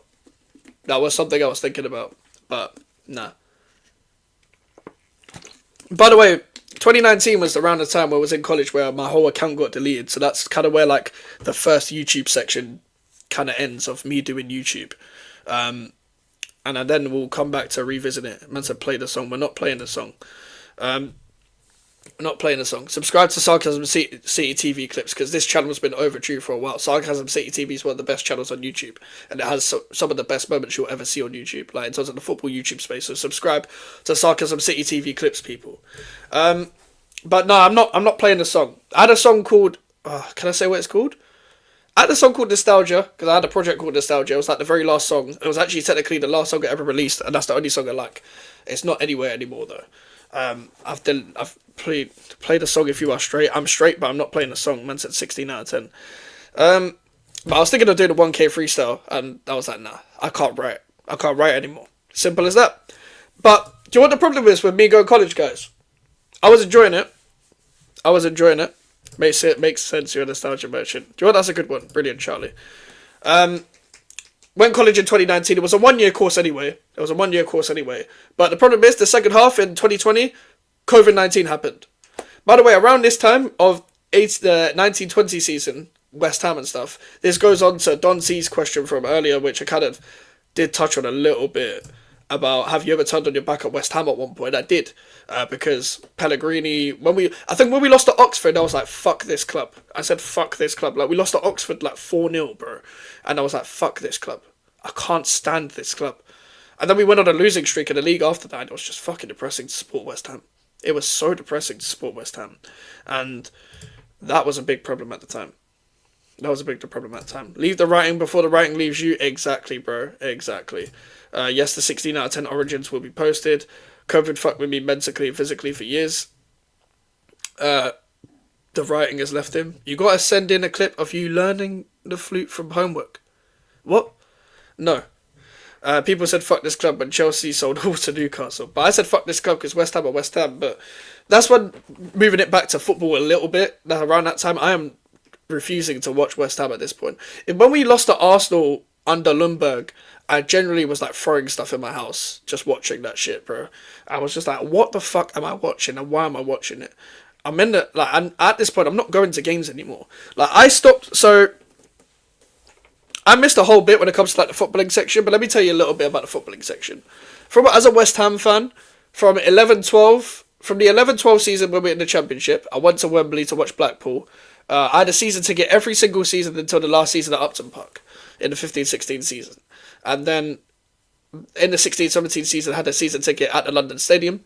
And then I stopped going because I didn't want to keep going after school. But also, what I didn't want to keep doing as well is going to a shitty stadium because I didn't like it. I was like, I moved out Upton Park for this. You're taking a fucking piss, bruv. Arsenal during COVID was diabolical, so I hear you. Prime 16 out of 10 has to be saved. To be released on 16 out of 10. Oh, for fuck's sake. Nah, that's got to be the first clip, to be fair, because that's a classic. So, yeah, that's a little bit to do with West Ham and stuff, to give you context of where I'm at when it comes to the club. I stopped watching football in general. I stopped watching football for a bit. I was keeping up to date with the big games. But when I mean stop watching football, I wasn't watching every Super Sunday, every Saturday night football. I was watching West Ham in the big games. I was keeping up with everything up to date with the transfer window and the squads and the big headlines and what was going on. But I stopped watching football in general because of how depressing West Ham was. And because I was focusing my life so much on the music side when it comes to writing music and being in college, going off to school and then writing music continuously. I was writing pretty much 50 songs a week, maybe nearly sometimes 100 songs a week after I had a microphone, which is actually still attached to my desk till this day, because it's like drilled in terms of screws and stuff. Pause on drilled in. I hear it, but yeah, goddamn, your sub count growing really fast right now. Good for you, twin. Thank you, Ronaldo. You've been supportive for months, so really do appreciate you. Just doing the John Cena when he gets asked when his next rap is coming, but he made 1 or 2 good rap songs, and that's all he needed to do. To be fair, maybe I'll do songs in the future, but I'm only saying that because I say never, but I generally don't even have time in my life to do anything else but this, outside of like my job, meeting my friends, and doing other stuff. Like this YouTube thing takes a lot of my days up, to be honest, when it comes to my free time. You gotta send a clip of you blowing your trumpet for homework. This guy. I feel you. I stopped watching football too. Blowing his own trumpet. You man are moving mad. Do a Sufal diss track. No, bro. The guy's leaving. I'm not doing a diss track, bro. One thing I don't want to do is I could diss someone, yeah. I could if I put my mind to it. But listen, guys, I'm not doing music again. But I'll get onto that in a sec. So 2020 when we was in lockdown and stuff, like that was like prime in terms of like writing tunes and recording tunes and stuff. I released like 3-4 mixtapes or whatever it was. And this is funny. Backstory. Fun facts number... Fuck knows how many this is. Number 6. Do you guys know what GVO means? Who in the chat can tell me what GVO stands for that isn't melon? If your name's not Melon, can you tell me what GVO stands for? Because this is why I'm called GVO Mikez. This is where it comes to, being GVO and stuff. Big up to Jojo, big up Max, it's only here from me, congrats, I can see you playing left wing for KSI, you're next up, wish you the best, my guy. Still hate your club, not you. Appreciate you, fam. The thing is mutual, bruv. Instead of skanking tune, you gotta play the nostalgia tune. Marilyn Manson starts doing Millwall diss track, brother got ribs removed, you're moving mad. Or start diss track Wolf West Ham Central, not happening. Does being a little person make it easier? No.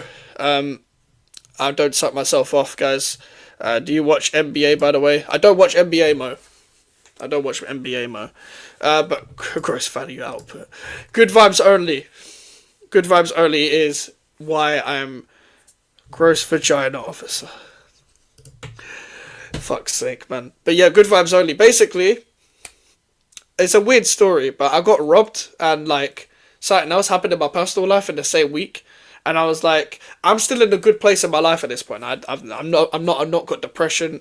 I'm not in a fucking terrible mental state. I'm happy. I'm doing music and stuff. I wasn't taking care of my actual health at this time. I was throwing up due to not being hydrated, which is how fucking retarded I actually am. And I was just doing a madness. But I was happy in life. So I was like, good vibes only, no matter the outcome. That was a mentality thing. I was like, I don't want to get back in a depressed state. I don't want to go back to a state where I'm fucked up. And I'm borderline, again. I don't want to go back to there. So when I'm in a going through some shit or something, I am in a case of, okay, I don't care. I've got so many other things going on in my life. Now it's just good vibes only, no matter the outcome. That was just my full phrase. And that's why I'm GVO Mikez. I've been GVO Mikez on Instagram for 4 or 5 years. Same with Twitter. So I've always been GVO Mikez. That's when I actually had some form of mentality. That's when my mentality grew. I was quite a sensitive person in school. I was not the greatest of human beings, to be honest, as much as I tried to be, because of just projecting struggles onto other people. And I wasn't the greatest of friends to other people either, but I never did things as bad as what was done to me. But I was just out here in college. I was just out here in college doing my own thing, enjoying my life, doing music as a hobby. I don't know whether... Fun fact, again, in college, there was a guy that was one of my teachers. We used to call people by their first name, because in college, I don't know whether everyone did that, but I'm saying not sixth form, college, people used to call each other by their first name in college. That shows strong mentality to be able to do that. Mentality monster, like Kimmich. There was a guy who's actually a rapper now called Names. If you guys know a UK rapper called Names Bliss, he was a teacher in my school. Bliss is one of the calmest guys you'll ever meet. But he was a teacher in our school, in our college, sorry, in Shoreditch. There was fuck all to do in Shoreditch, by the way. There was just go to Greg's or go McDonald's, or go Sainsbury's. I used to go Sainsbury's and just eat donuts, fam. But I was never fat. What else did we do? Sometimes I just go home and go back home and then come back. Teacher to rapper, what did you guys do to bro? He was always rapping. He was always rapping, but he's only been doing it permanently for a few years, I think. College was way more relaxed. The tutors, my sports tutor was cool. Yeah, that's an Alfred settings. But no, there was these good custard donuts I used to buy from Sainsbury's all the time. I haven't had that. Name's Bliss, black guy. Yeah, I think he's bald as well. But yeah, Name's Bliss. If you look up Name's Bliss on YouTube, Instagram, whatever, yeah, he was a tutor in my school. He was a music tutor in my school. In my college, not school, college. I need to stop saying school. Everyone in my secondary school was a cunt. Straight up. That's me demonetized probably, but actually, no, to be fair, I don't get demonetized from saying the C word anymore, but I want to try and stop saying that. 74k followers. Gotta ask him for a shout out. Nah, man, I'm not going to beg you. I haven't talked to him for years. I'm not going to do that. Shout out Name's Bliss though. His music's actually really sick though. I'm not just saying that. I haven't spoken to him in years, but his music's sick. Basically evolved the grime sound on his own, to be honest. Has a more neo grime sound and all that. By the way, the reason why I'm so like passionate about music as well is that I've recorded shit before, so I can hear things differently when I'm listening to tunes. Once you go to a studio and you hear the way a song's made, the way that it's mixed, the way that it's mastered, the way it's recorded, you'll never be able to hear a song the same again. Like, in terms of, not in a bad way, not in a good way, but just you'll hear different things because you can appreciate what an artist is trying to do recording wise. Especially when they're not utmost professional, because most like the most popular professional artist will just have the most mastered sound anyway. I've produced music, makes me appreciate music more. Exactly, when you get involved into music, like, you can appreciate it a lot more. And with me, it still carried on in 2020. I still need to carry this on because I'm now 35 in, but still not moved on to 2020 yet. Bro, when college like closed down and shit, what was I doing? I was just playing games because like we didn't have online lessons until 6 weeks into lockdown. We had literally 6 weeks to ourselves, so 6 weeks off. I was just playing FIFA, GTA, Rocket League, whatever. Let me go back to an earlier comment. Actually, from Connor. Favourite football games that aren't FIFA, EAFC, FIFA Street, PES 6, Red Card Soccer, etc. Football Manager. Football Manager, that's another football game. If you're doing non-football game, I guess Rocket League still counts, but Rocket League used to be sick back in the day. GTA used to be sick back in the day. I was never really a Call of Duty person, you know, because I never had like my mum and dad never used to allow me to play online console games. So I never got into the era of playing COD year in year out in primary school and stuff. I wasn't allowed. But I had an Xbox 360 and I was only playing career mode to then transfer over to PS4, and that's when I got to play online for the first time. I've only been playing online games for a decade. Kendrick released a song with a mad similar beat. Fez? Did you talk about meeting Paolo Di Canio? I don't know how I managed to forget that, but it's in the thumbnail. But thank you for reminding me, Prem, before we move on. So basically what happened was in the 10-11 season, it was one of the 3 games we actually went to. My dad's friend, I think, was working in one of the upper things at the club, and my dad was there was only 2 of us, and only one of us was allowed to go in, so I went in, and I met Paolo Di Canio, and my dad told me how much of a icon he was at West Ham beforehand, so I was gassed to meet him just based off that, without watching a single highlight of him before being 7 years old and stuff. And I got to meet Paolo Di Canio, and that picture is still there till this day. If you actually search out my real name, which none of you know my full real name, if you do somehow know my real name, do not put it in the chat. That will come up on Google Images. Funny enough, so that is kind of mad in itself. Me and Paolo Di Canio. That's the first professional footballer I ever met.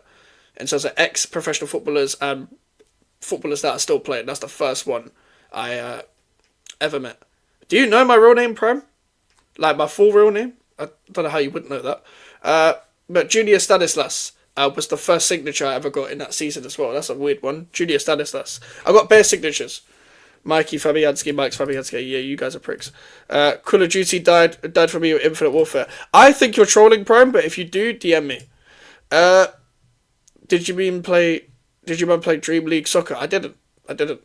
Red Card Soccer, what a fucking game. I never really got to play it. Thoughts on the GTA trailers? They're good, but are they ever going to fucking release the game? They're saying next year is official, but I feel like I'm going to be 6 foot before GTA releases. Your friend is Stanislas' cousin, serious? Yeah, I met Stanislas. Funny enough, someone who went to my secondary school, actually, random fact, because I said Rian Brewster went to what's it called? Rian Brewster went to my primary school. Ainsley Maitland-Niles went to my secondary school, but I think by the time I went to my secondary school, he was in Ipswich on loan. Can't find it. DM me my own name. No, but if Prime knows my name, just if he knows, I want to see if he actually does. Prime has a video of the day they put a West Ham jersey on you as a child. Jesus Christ. Biggest celeb you've ever met. Doesn't have to be football specific. The only celebrities I've met outside of football has been YouTubers. So I guess the most famous person I met outside of football was Bazinga from the Sidemen. I met him twice. I met him both at West Ham games in the 16-17 season and 17-18 season. Then again, Rota Shaw's more famous. I met Rota Shaw at West Ham game as well. Met Cal Freezy at West Ham game. I met JMX twice. One in Stratford, one in Shoreditch when I was going to college. I haven't met any celebrities outside of football, apart from that pen game and music and stuff. I guess Margs counts. But have I met any UK rappers? I've met Kano.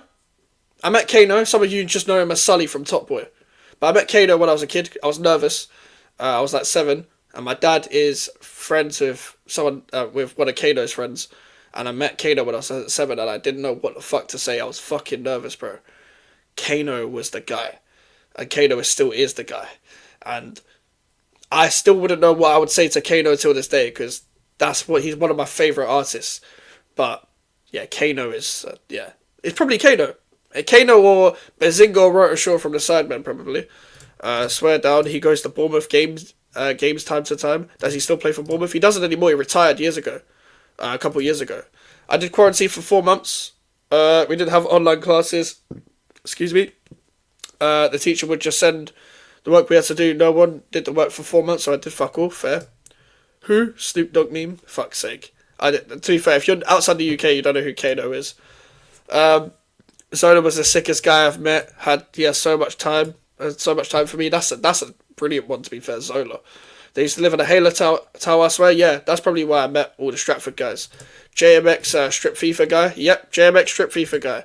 When the girls on strip FIFA concedes or removes a right hand bag, bollocks, yeah, game's gone. You met P&B Rock. Oh, rest in peace to P&B Rock, man. P&B Rock was sick, man. Rest in peace to P&B Rock.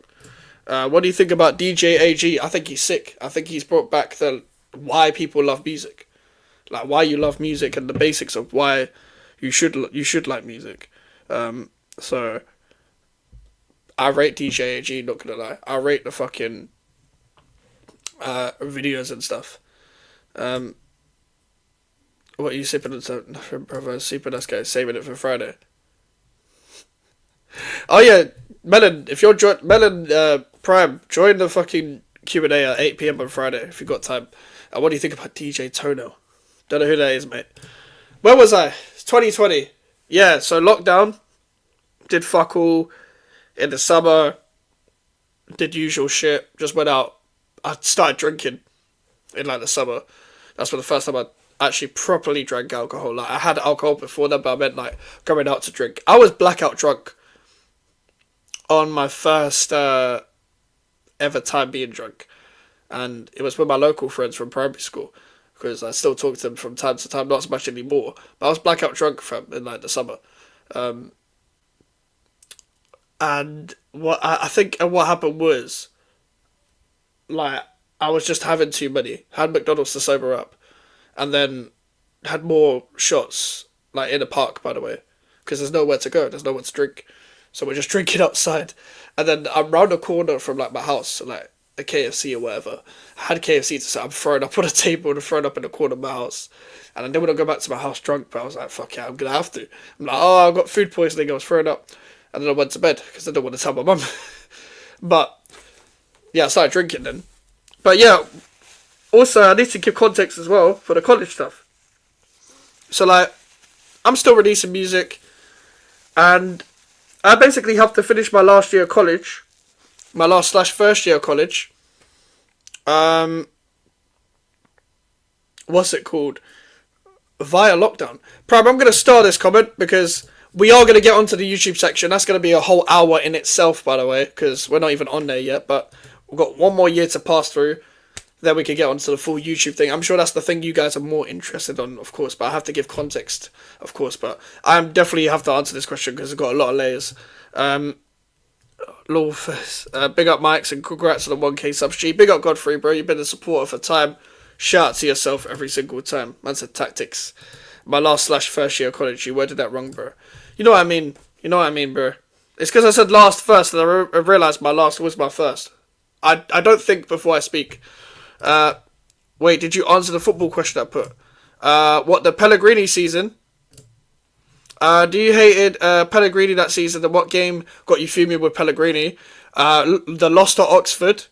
where we lost 4-0. And I only started to hate Pellegrini in the second season, in the 1920 season. I'm going to get back to this question, don't worry, a bit later. Because I've got everything started, bro. Don't worry, I'm not forgetting anyone's question. Where's Monster Back Guy? Chelsea with glasses. Oh, context. Yeah, fuck's sake. But yeah, that's why I hate Pellegrini. I don't hate him now. I don't hate him as much as Lopetegui. Lopetegui, I'd say, is the manager I hate the most from West Ham. Hate him more than Avram Grant. My mum would probably say otherwise, and my dad would probably say otherwise. They'd probably say Avram Grant, but because I was 7 then, I don't really get to hate Avram Grant as much as I did with Lopetegui. I'm a grown man, and I'm seeing Lopetegui ball, sort of thing. Yeah, so 2020, first started drinking, and then we're going back into college for the first time, and we're having to do half of it via computer and shit. What is the phrase that, or there's another phrase for online that I can't think of right now. I have to do half of it remotely, half of it in person, which made it shit because you can't socialise the same way in the college. You can't access, no pun intended, because that was the name of the college I went to, certain shit when you wanted to, obviously social distancing and all that nonsense. So yeah, so Alfie got a call and show, and there's a Q&A today. What's going to happen tomorrow on our stream? To be fair, today's not a Q&A. Friday's the Q&A. Respect Avram UCL Grant. Fuck's sake. I don't know what's going to happen on the show tomorrow. Hopefully we're just cooking someone. Well, hopefully we're cooking a certain North London pricks. But yeah, just we went back to college, yeah, but I had to do another course because obviously my original course was a 1-year course. So I applied for a 2-year course of the same course I was doing, which is basically like a more serious version of the course I was already doing. I left 2 months in. The reason why I left 2 months in is because basically it wasn't the same class. I actually really liked the people in my college. Like everyone was cool and stuff. I had no problems with anyone. I thought everyone in my class made it sick. But when you go back there, it's not the same because the course has ended. You didn't get to really live the part of that life that you really wanted. So you're going back to the 2-year version of that course. Some people are in the same class, but the other people, I don't know. I'm having to get to know a whole new group of people again. They were cool as well, but I didn't want to do this because I had a different tutor as well. That was a prick. Not a prick, but like just didn't give me the freedom I wanted to do. When you're doing something creative like music, for example, you have to let the person be free with their creation. And they tried to put me in a box. They try to get the rappers to like sing and that, and we don't sing. We applied this because we rap and shit. Like we're not singing. Simple as that. Yeah, that's why I left college. So I was watching football again. A lot. I was watching football again a lot. I was basically addicted to football after lockdown again. I grew my love again with football. Not because West Ham were good, because I didn't realise West Ham were going to be good until halfway through 2021. But 2020 we were still shit. They were still toxic at West Ham. But I was still not doing YouTube then. I had no thought of going back to YouTube. I was doing music. I was still doing music. I was still releasing songs. Was he like Arteta? I guess a bit of a dictator, yes. So OC's right. So he was an Arteta. He didn't give you a free role. Basically, bro. What phase was the tutor in? Fuck knows. He was there for too long, bruv. But there was name's Bliss. Bliss wanted me to stay. He wanted me to stay. He was never my tutor, but he was around and we always used to talk. He wanted me to stay because he rated my knowledge of music and wanted me to do better. But things don't work out, man. Things don't work out. But I rate what Bliss does till this day, and I've got a lot of respect for him as a person. But that was the last time I saw him. Remember, Mikez, don't be silly. Don't what the fuck? What the fuck are you on about, Ronaldo? But yeah, left college, and I wasn't doing any form of educational job when I was 17 second year. Like, so I basically had everything to myself, because we went back into another lockdown, innit, in like December in England, and I was just in my house, fam. I was just in my house. Invite Bliss on the channel for an interview. I'll probably have him on Mike's Reacts if that was ever going to happen, because it's a music-based channel. But hopefully one day we can go back to that, because like I think that would be sick. That would be a full circle moment. But Bliss is a cool guy. Hopefully, maybe one day. But he's doing big things now. He's doing big things now, so I fully rate him. Fully rate him. Got no like he was probably my favorite guy. Do you know what's so funny actually? I was listening to his music. I listened to one of his songs before I knew who he was, like years before I met him. But I didn't realize it was him when I was talking to him until I went back in the archives and realized, oh my god, it was him. He did a Did You See remix of the J Hus song. It was a grime remix of Did You See by J Hus. And I was like, this bangs. And I was listening to it like 5 years before I met him. Or like 3 years before I met him. So when I did meet him, I was like, bro, I was listening to your music before this, but I didn't know it was you. Obviously, he was just called Bliss then, but now he was called Names Bliss. That was crazy to me as well. But sorry, I'm sidetracking. I'm always sidetracking. So I was watching football again a lot, but I didn't have no motivation to do YouTube or anything like that. It wasn't even an idea, bro.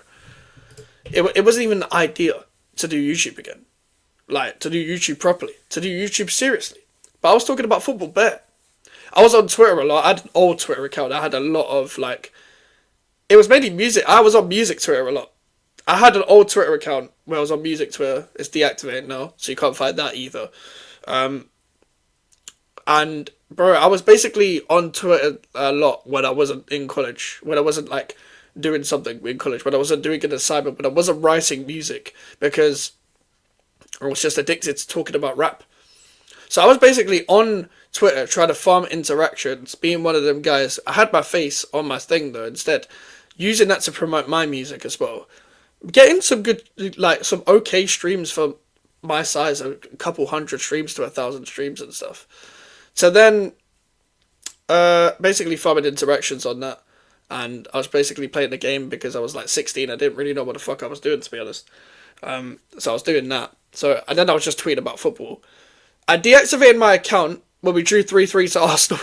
And then started a new one because I was so pissed off. We bottled a 3-0 lead to Arsenal and I was like, fuck this. Like, what the actual fuck am I watching, sort of thing. I just got pissed off because I was giving shit to my Arsenal mates and then that happened. And yeah, that's what happened with that. But then, 2021.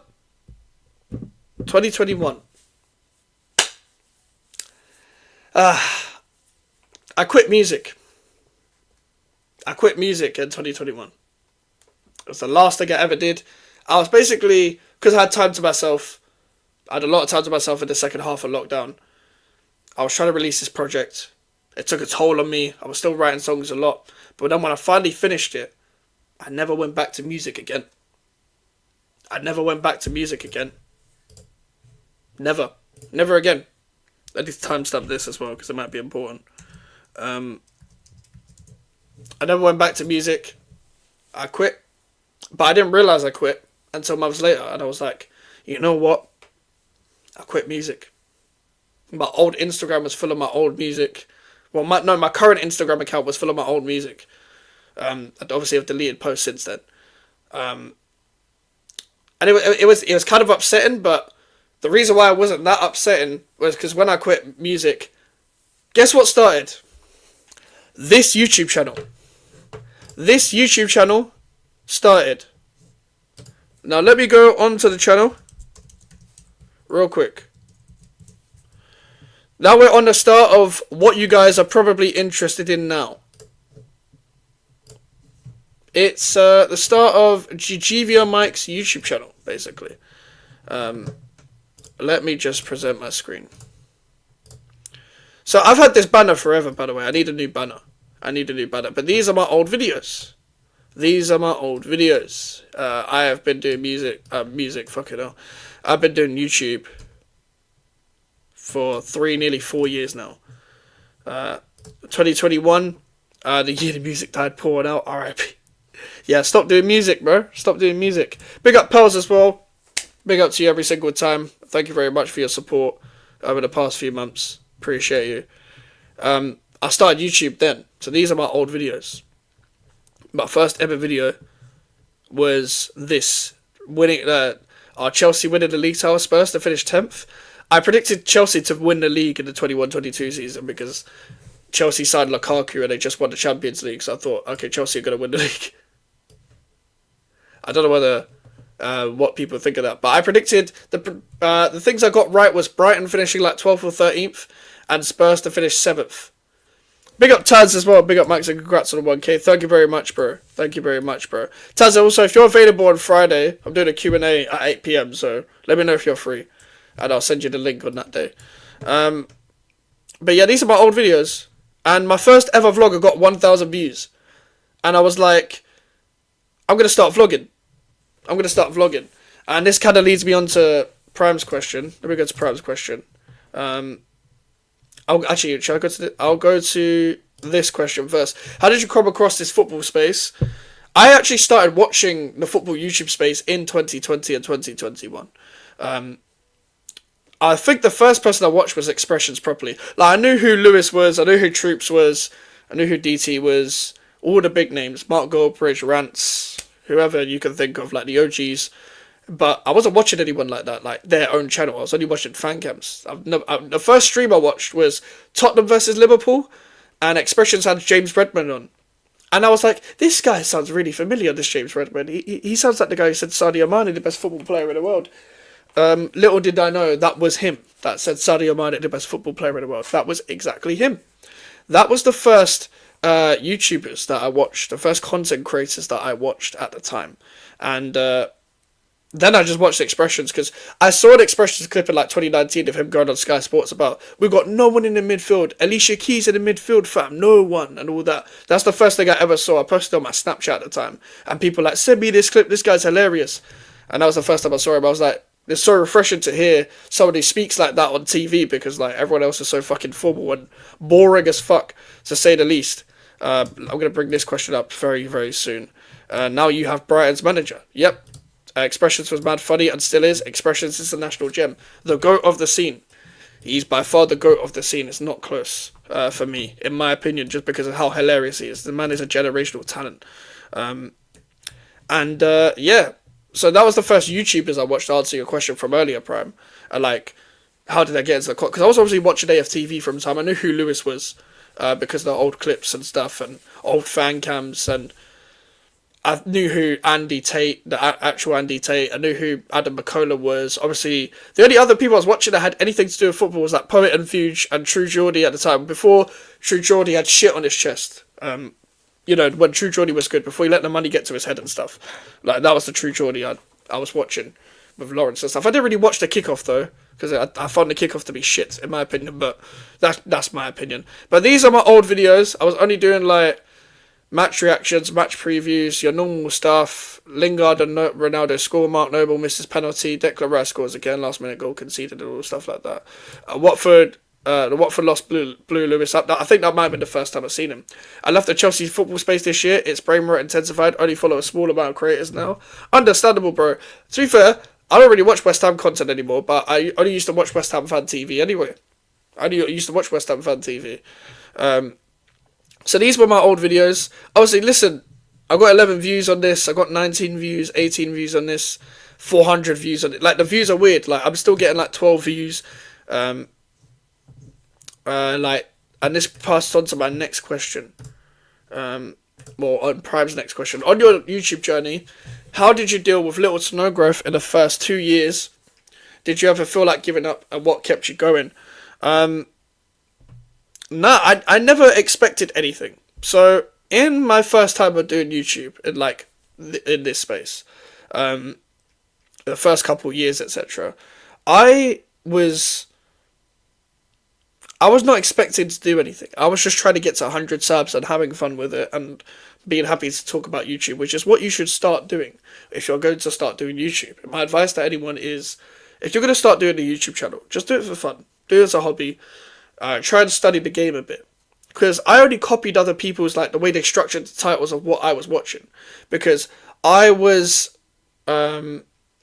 watching, like, I decided watching the Big Six. Then I watched their solo channels, like Matisse, Saeed, Turkish, etc.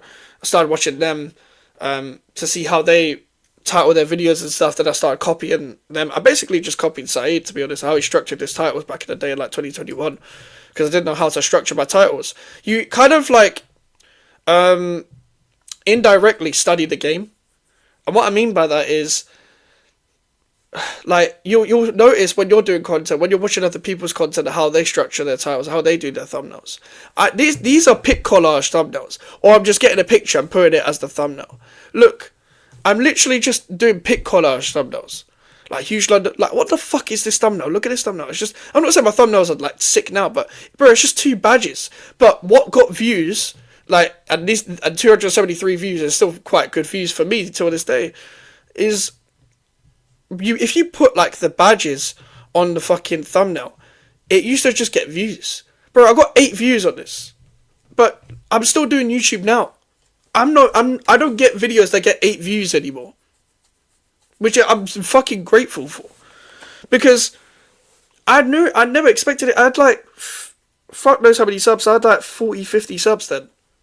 I was happy to make 50 subs. I was happy to make 100 subs, and I knew I was going to get to 100 subs, but I never thought I would get to 1k. I never expected to get to 1k now. If you had told me then I'd be collaborating with the people I'm collaborating with, it's just like, what the fuck? Like, we had Lee Gunner on for the fucking 1k thing, like, to get us to 1k. Like, I never thought that would happen. I only started watching Lee Gunner when I was doing YouTube, really. I knew who he was. But I was watching Lee Gunner because of the Matisse thing with, he had Tapping Tomes, Corey, who is not on YouTube anymore. Who's a West Ham fan, probably the best West Ham fan on the internet in terms of like the way he articulates himself about West Ham, and Lee Gunner was on there. That was the first time I was watching them, and I didn't think I'd be collaborating with the people I'm collaborating with now. FA Cup through to the 4th round, and we lost to Leeds like the next day, double match day vlog, and now see this got 9 views, guys. This got 9 views, like 12 views, 31 views. I'll come back to this in a sec. But this is like the motion just to keep going, like just keep going. Like the thing is as well, if I was still doing that now, like I would say to myself, I probably would have given up by now. But you have to see some form of progression. It's not like everyone can make it, sort of thing. But the problem is, I'm a West Ham fan. I'm not gonna blow up like other people do, because it's usually people that support teams outside the Big Six that blow up, and very quickly, and they have a faster growth than I do. But also, I didn't know anyone in the scene. My first collab wasn't until the start of 2022, bro. The start of 2022 was my first collab, and that was one of my friends from school. So I wasn't in the scene. I wasn't in the scene until last year, which I will get onto as a story in a sec. But 2021, we're in the Europa League, we're playing Lyon, we're playing Frankfurt, Sevilla. That is where the channel got to 100 subs, kind of the end of 2022 and stuff. I found you from Joey Stream, and that so-and-so is a merchant stream. Oh my god, bro. It was like, oh my god, this person merchant and this person, bro. That stream is so funny, bro. That was me, Joey, Nathan, and Melon, bro. That stream was so funny. That stream was hilarious. I'll get onto that section in a sec. I'm going to start this comment 300 because I'm going to get back to that. Because that was last year. To think that was last year, bruv. What happened? Basically, it was just a case of someone put like in the chat, like, this guy is a so-and-so merchant. Then we just kept going. And we just kept taking the piss out of that comment. And it just went like left, I think, a little bit. I don't remember exactly, but I might bring the stream up on here. 300, you don't have to, bro, but if you could find that stream, and link it in the chat, that would be great. If you could. You don't have to, by the way. I'm not demanding you to, but if you somehow find that stream, bruv, I don't know why it was so funny at the time, but it just was. But yeah, it's just a case of, the reason why it didn't bother me with little to no growth is because I didn't have any expectation, but also I know what the circumstance is. I didn't think at the time, I didn't know what the plan was to blow up. I just thought, I'm going to keep going my YouTube and see where it takes me. So that kind of takes me to 2022. What was I up? I'm going to scroll through my channel. Let me bring my channel back up. And let's just go through away from nostalgia, because I feel like I'm missing things. Let me go to your starred comments as well to see if I've missed anything to do with YouTube.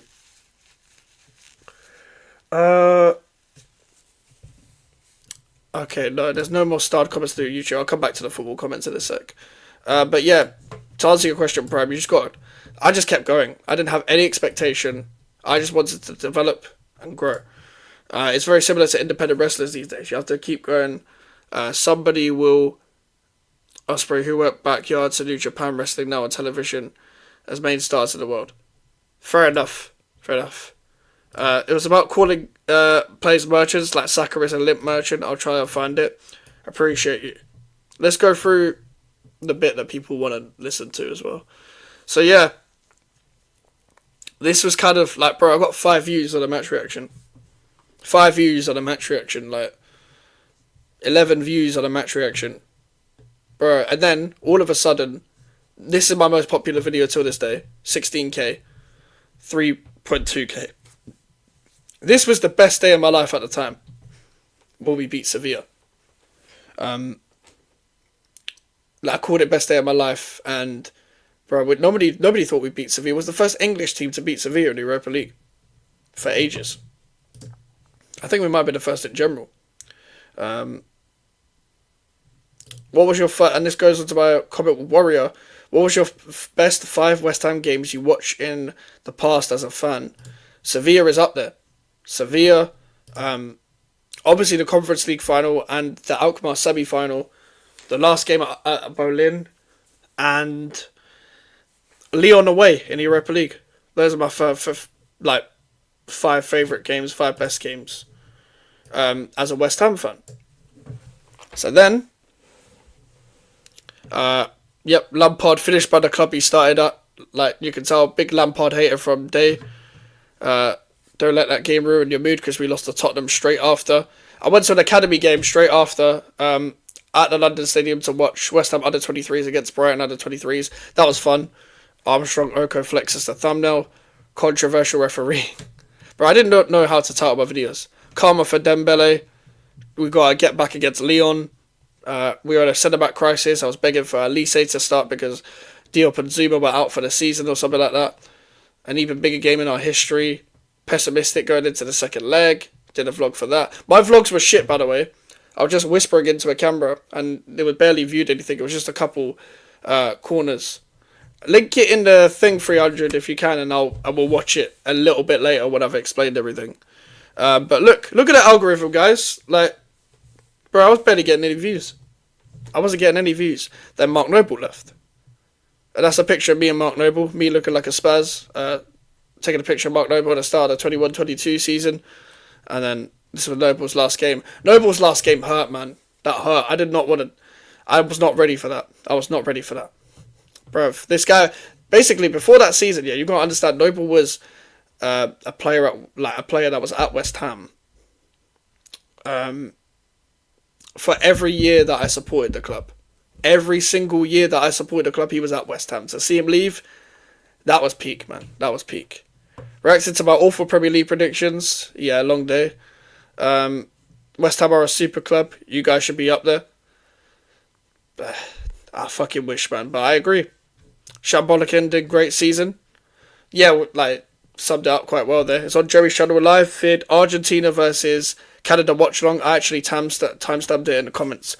Okay, I'll remember. Let me start your comments so I can remember that. I'm going to go back to that when we go on to the later dates of YouTube. Jared Byrne called up to the England squad. These are all uploads as well. And then the uploads change. The thumbnails change. I discovered an app called Fonto. I stopped using Pic Collage and started using Fonto.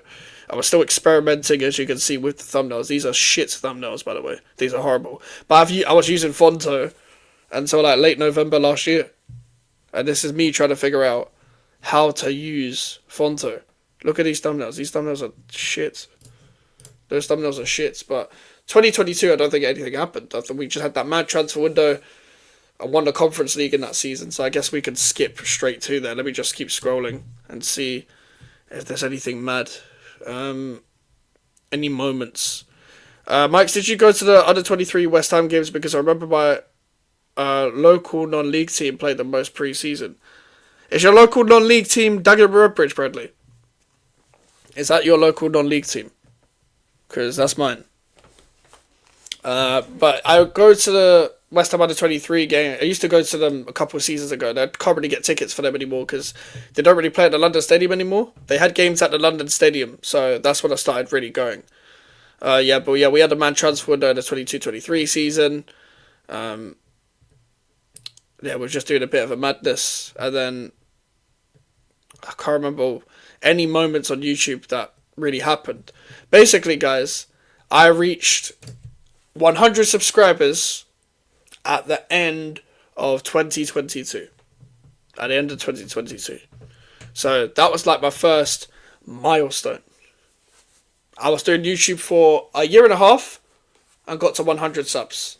Compared to the traction that I'm on now, that is shit. But you have to start somewhere.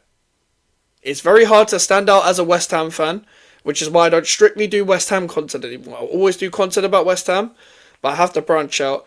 My streams are left. They go on a rampage, they go on a ramble. But that's life. That's what we do. I've got to cater towards other people as well because, bro, most of the people that watch my channel aren't West Ham fans anymore. So, it is what it is. It's very hard to just talk about one club all the time, and I don't really want to do that. But yeah, Conte was sacked by Tottenham. I did a video on that. I started being Moyes out around this time. Because the reason why I said still Moyes out. What's it called? We lost to Newcastle 5-1, and this guy was chatting shit about us in the fucking press, bruv. Wait, I missed it. Who got you started in YouTube, and who was the first YouTube content creator that we met, that we know? I don't know if you answer this. To be fair, I haven't got onto the first content creator I met that we know, so I'm going to start that because of that. But I just wanted to start doing YouTube. Like, there was no like inspiration to start doing YouTube, but there was no one I looked up to. Like, I want to make content like him necessarily, but I was watching expressions and rants mainly, and the Big Six before I started doing YouTube in 2021. I wanted to do YouTube. The reason why I started my YouTube channel. By the way, feel free to ask me any questions to do with the YouTube channel now, because that's what we're mainly getting onto now. We're on the YouTube section of my life. I just wanted to start a YouTube channel because I didn't have anyone to talk about football with. My friends, don't watch football. My main set of friends. Like, my friends that I'm not that close with, that I'm still, like, cool with, they watch football, but I don't talk to them that much. So I thought I would start a YouTube channel instead. Let me just start a YouTube channel. The first person that was ever on my channel as well was my friend Jay, who's been on my channel twice. We did a predictions video. So, yeah. Hello, I just saw Spineless Cowards and just started laughing. Bro, that game was mad. That game fucking horrified me. Went to under 18s FA Youth Cup match reaction. That was the semi-finals. It was at our stadium. I went to that pretty much the next day. The next day after the Newcastle game. The Newcastle game was midweek on a Wednesday. And then we faced them on a Thursday or some shit. No, the other way around. No, I've got it right the first time. If I'm remembering correctly. That was 2 years ago. Bro, if that was 2 years ago, what the fuck? I can't believe that was 2 years ago. Sell Ben Johnson. By the way, this is when I started to dislike Ben Johnson. When did your family think you started doing YouTube again? So my mum's known that I've been doing YouTube for time, but I don't think she really was paying attention like that. My dad first knew because I was kind of vlogging it in front of him. So he did kind of know. I didn't really want to like talk to them about it though, because I don't really talk to my parents about anything. Like, I don't know what people are like with their parents, but like I don't really tell my parents anything. Just because I don't tell anyone anything, to be fair. Unless someone asks me, "Are you doing this? Are you doing that?" Like I don't tell anyone anything unless they ask me.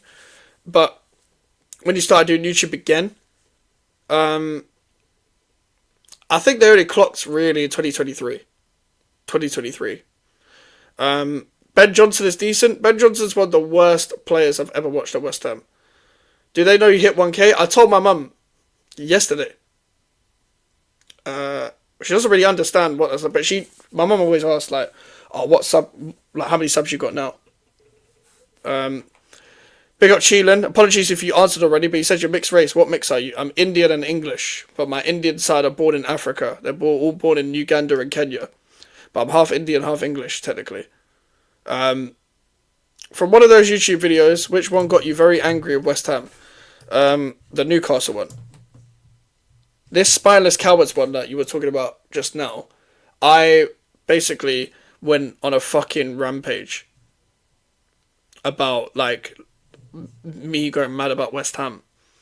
Like, it broke me. It was literally like, bro, I've been supporting this club for how long? I'm like, what's it play? What was the result? 5-1. We'll react to it a little bit. What the fuck? What's the point? What is the point anymore? West Ham 1, Newcastle 5? Was it 5? I don't even know anymore. I thought, I keep getting confused whether it was 5 or 6-1. I left at the second Joe Linton goal, right at 90th minute. I left the ground, and I don't leave games early. I've only ever left a game only once because it was a 5-0 battering at the FA Cup with Man City all them years ago. And this leads me on to something, sorry. If you want to know how I was recording videos, I was using this. This is a fucking shaving charger, bruv. And what I was doing, I was planting my phone like this to record. That was how I was recording until the start of 2024 when I first fucking knew how to use StreamYard. Fuck's sake, man, you look depressed with West Ham. Wait, this ain't the season where Newcastle was flying? Yeah, I think this is when they finished top 4. Bro, Prime, nothing's changed. the last time I left the game early. By the way, I didn't leave the game early. I left on the 90th minute when they scored, like, the 5th. And then I didn't go through added time. I just went away. I've seen a lot of bad seasons. Not as much as the older fan. By the way, I'm in a state at this point. Like, my hair's sticking up. My face is fat. That hoodie is tired. 20 years old, so I've seen Avram Grant. That was my first season. I saw us get promoted. And Sam Allardyce tried to keep us stable, working on... If West Ham sacked Potter, who would you want as manager? Fuck knows. I'm not really thinking about new managers right now. Just because I still think West Ham should stick with Potter until pre-season. Okay, say less. Say less, Prime. Say less. I've just seen it. I watched that game. Your second half performance that day was shocking. By the way, Mike, did you lack sleep before the game? Why you look so tired? Always tired. I'm always fucking tired. I am always tired. So, that's just me, bro. I'm tired now, fam. Well, working with GSB. Also, it's a Wednesday night, and I've just watched West Ham lose 5-1, so that probably answers why you probably see me tired.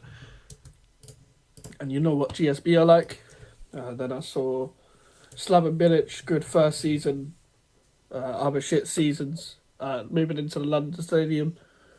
Okay, this guy's bare waffling, bro. Like coming here when you're winning. I remember at Upton Park, even when we lost, I was like, I just liked the stadium. I liked the routine I used to have going to Upton Park. I used to park at a family friend's house. Bro, nobody cares. In short. And David Moyes basically said, I would have left as well, but there's times where you got to stand up and be a true fan. Because he keeps referencing last season, and we were there last season, and blah, blah, blah. Of course we were there last season. We haven't seen any good seasons in years. First good season we had in years was when we couldn't be there. So of course we were going to be there. But guess what? When you say in the podcast, I think it was the High Performance podcast with the Jake Humphrey one, where he said, I'm going to change the style. I want to play possession football. And they tried to switch to somewhat of a brand of possession football last season. It didn't really work, so we just kept counter-attacking, whatever. Big chunk of the ball. Concentration-wise, or 1v1, he can kick a ball, he gets in certain areas, he can play football. A Gerd can play football. Paqueta, Scamacca, Downs. Ariola's got good distribution. Max He doesn't have good distribution, you fucking fraud. Cornet could actually link up with players. This is what I was getting frustrated when he wasn't playing like earlier play, but you get the fucking gist of it.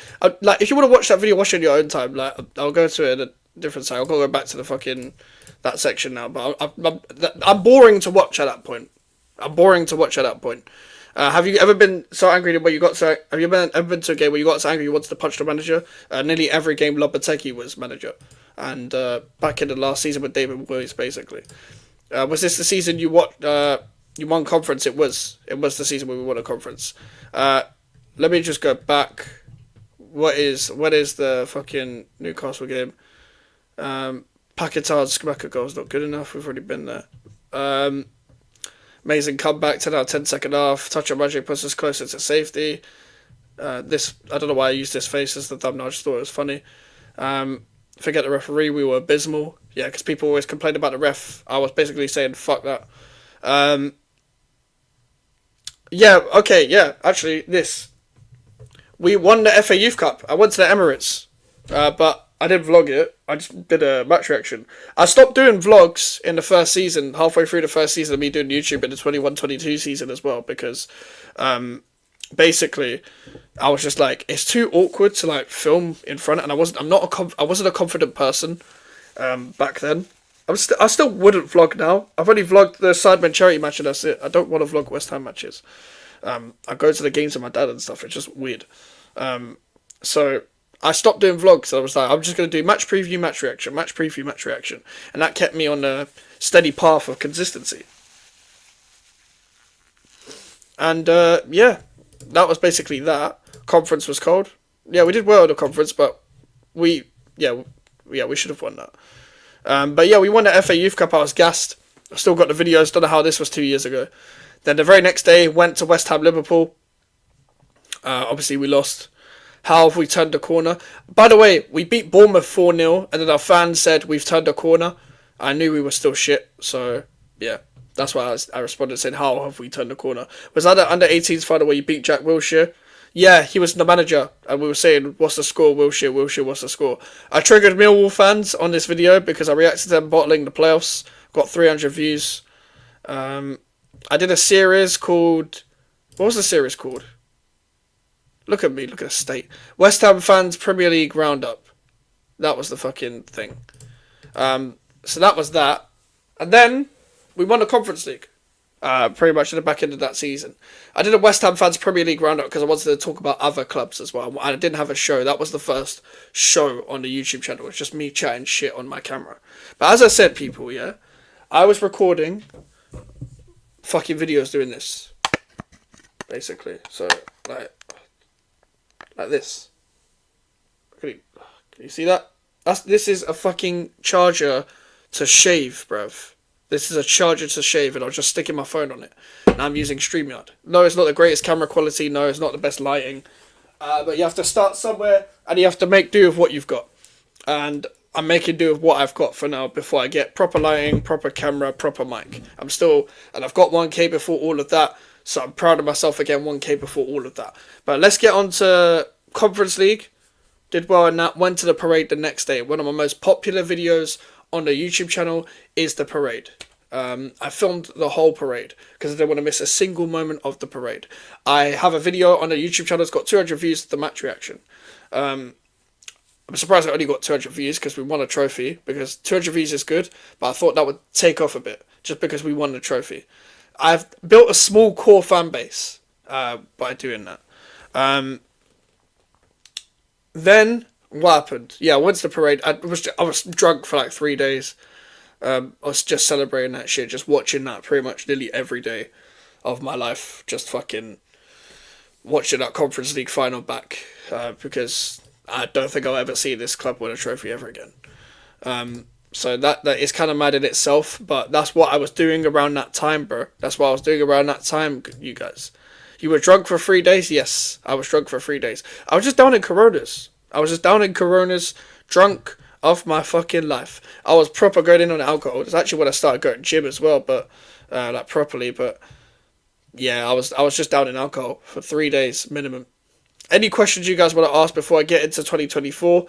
let me know, because I'm just going through it now. Yeah, I recorded a full hour of the parade in Stratford. We obviously go through the transfer window that was nearly 2 years ago now. So we're getting very, very close to the modern day, people. We're getting very, very close to basically, I guess, the last hour. I'm probably going to go on for another hour because I've got a lot of the story to tell. I've been chatting shit for a while now. Skamaka left. I'm just scrolling through my channel now. Nothing happened until 2024. Okay, now is the story that you guys want to hear on how you guys found me on YouTube and how I blew up. This brings me back to, I say blew up, you know what I mean. Let me bring up the first comment that Warrior asked earlier, and this is the second part of the comment that you asked. Who was the first YouTube content creator that you met that we know? Do you guys know George Achillia? You should know George Achillia. I'm not going to react to the video, but I'll give you guys some context. George Achillia is a guy who does very good football content, barely uploads, but he works behind the scenes for Calyx. He uploaded today, actually. He's got 82k on YouTube, and there it is. There it is. Yeah. You don't know George Achillia? Really? Are you cool with Lawless? Lawless, yeah, big up Lawless. We need to do it. I'm going to try and collab with him. I know Charlie doesn't like Lawless. But I'm cool with Lawless. Lawless is one of the few West Ham content creators that knows who I am through Twitter and stuff. He was one of the first to support the channel, so big up to Lawless. Strap in, lads. Spurs fan, I swear. Yeah, George Achillia is a Spurs fan. Yes, I know George. Well, George Achillia was the first YouTube content creator I ever met because I was on a video called Do All West Ham Fans Think the Same, which is where the original profile picture is from. It's this screenshot. I was on a video called Do All West Ham Fans Think the Same now. This is how it pretty much came out. 27k views, by the way. That's fucking crazy. I'll avoid that stream for you. Listen, I understand. Basically, George Achillia put out a tweet saying, I need West Ham fans. I know the mustache is crazy. I forgot to shave before. Yeah, bro. This is why I stay clean shaven now. I don't let myself grow facial hair. That mustache is mad. Bro, the comments was just about the mustache, fam. I've been meaning to ask why the 17's corn stash. Bruv, I don't know, bruv. I just got lazy when it came to shaving my face. I wasn't taking care of the way I looked still. Till this day, I'll be real. Scorpion King's heads, you're taking a piss. I saw this video before I came across you. Yeah, like, not many people knew who I was. I gained like 10 subs off this. A bit of context, by the way.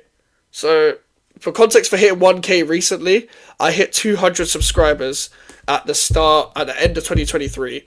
I was basically like, I want to hit 500 subscribers this year. I don't want to be gaining 100 subs per year because that's going to take me too long to blow up. So I want to target 500 subscribers. And I kept drilling it into everyone, pause, that I'm going to hit 500 subs. And I did. But we'll come on to that a bit later. With George Achillia, he tweeted, I need West Ham fans for a YouTube video. And he works with a guy called Jamie. Jamie's a West Ham fan. Jamie Talks. Shout out to Jamie. DM'd him on Instagram and Twitter asking, can I be in the video? How about a small West Ham content creator? DM'd George as well. And the studio was in South Woodford. Which is not too far. I had to take a train or two for that.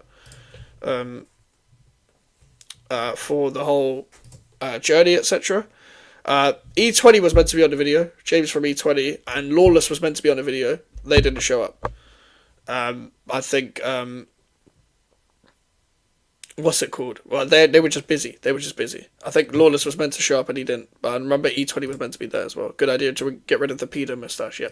Big up to Damien. Shout out to yourself every single time. You're an OG. Big up to you. Appreciate your support every single time. We're on a juicy bit of the journey now. But yeah, thank you for your support, Damien. Much appreciated. In the video, you called Rice a legend, and now you flip-flopped. No, I didn't call him a legend. I said he's more of a legend than he's not a legend. Because if I'm going like not a legend, I'm calling him like a snake or whatever. Because other people are calling him a snake. The reason why I would go slightly agree more than slightly disagree is because I'm not like disrespecting the guy. If there was a neutral thing, I would have stayed there. But here we are. Are you cool, Nikki? I've only met Nikki once. I've actually missed this part of the thing. I did a West Ham fan TV fan cam once, and I was too nervous, and I just never went back. But I know you man are gonna start arguing about fucking Antonio again. Oh my god, fuck's sake, you lot. But listen, I'm not talking about it. But like, with the whole West Ham fan TV thing, I met Nikki once. I don't have a problem with him. I rate his content and stuff. He was really nice to me. I did one fan cam and I didn't go back. So yeah, I was on this thing, and yeah, funny enough, this is a full circle moment. Let me take you through some context real quick. So this guy here is Alex. Alex works for Eurosport. Obviously Jamie is there as well. Alex is actually, I've known Alex all my life. They're very, very different. But we didn't see each other for over a decade. And I didn't know he was going to be at this shoot. So when I was at this shoot, I was amazed because this guy, he's actually a childhood friend of mine because our mums know each other. This guy right here, we actually both know each other through that and stuff as well. So to meet him on that day, re-meet him on the first time before on that day was mental in itself. So that's a full circle moment. We haven't seen each other in years, but we met each other again on the day. That was a full circle moment in itself. So that was the start of 2024.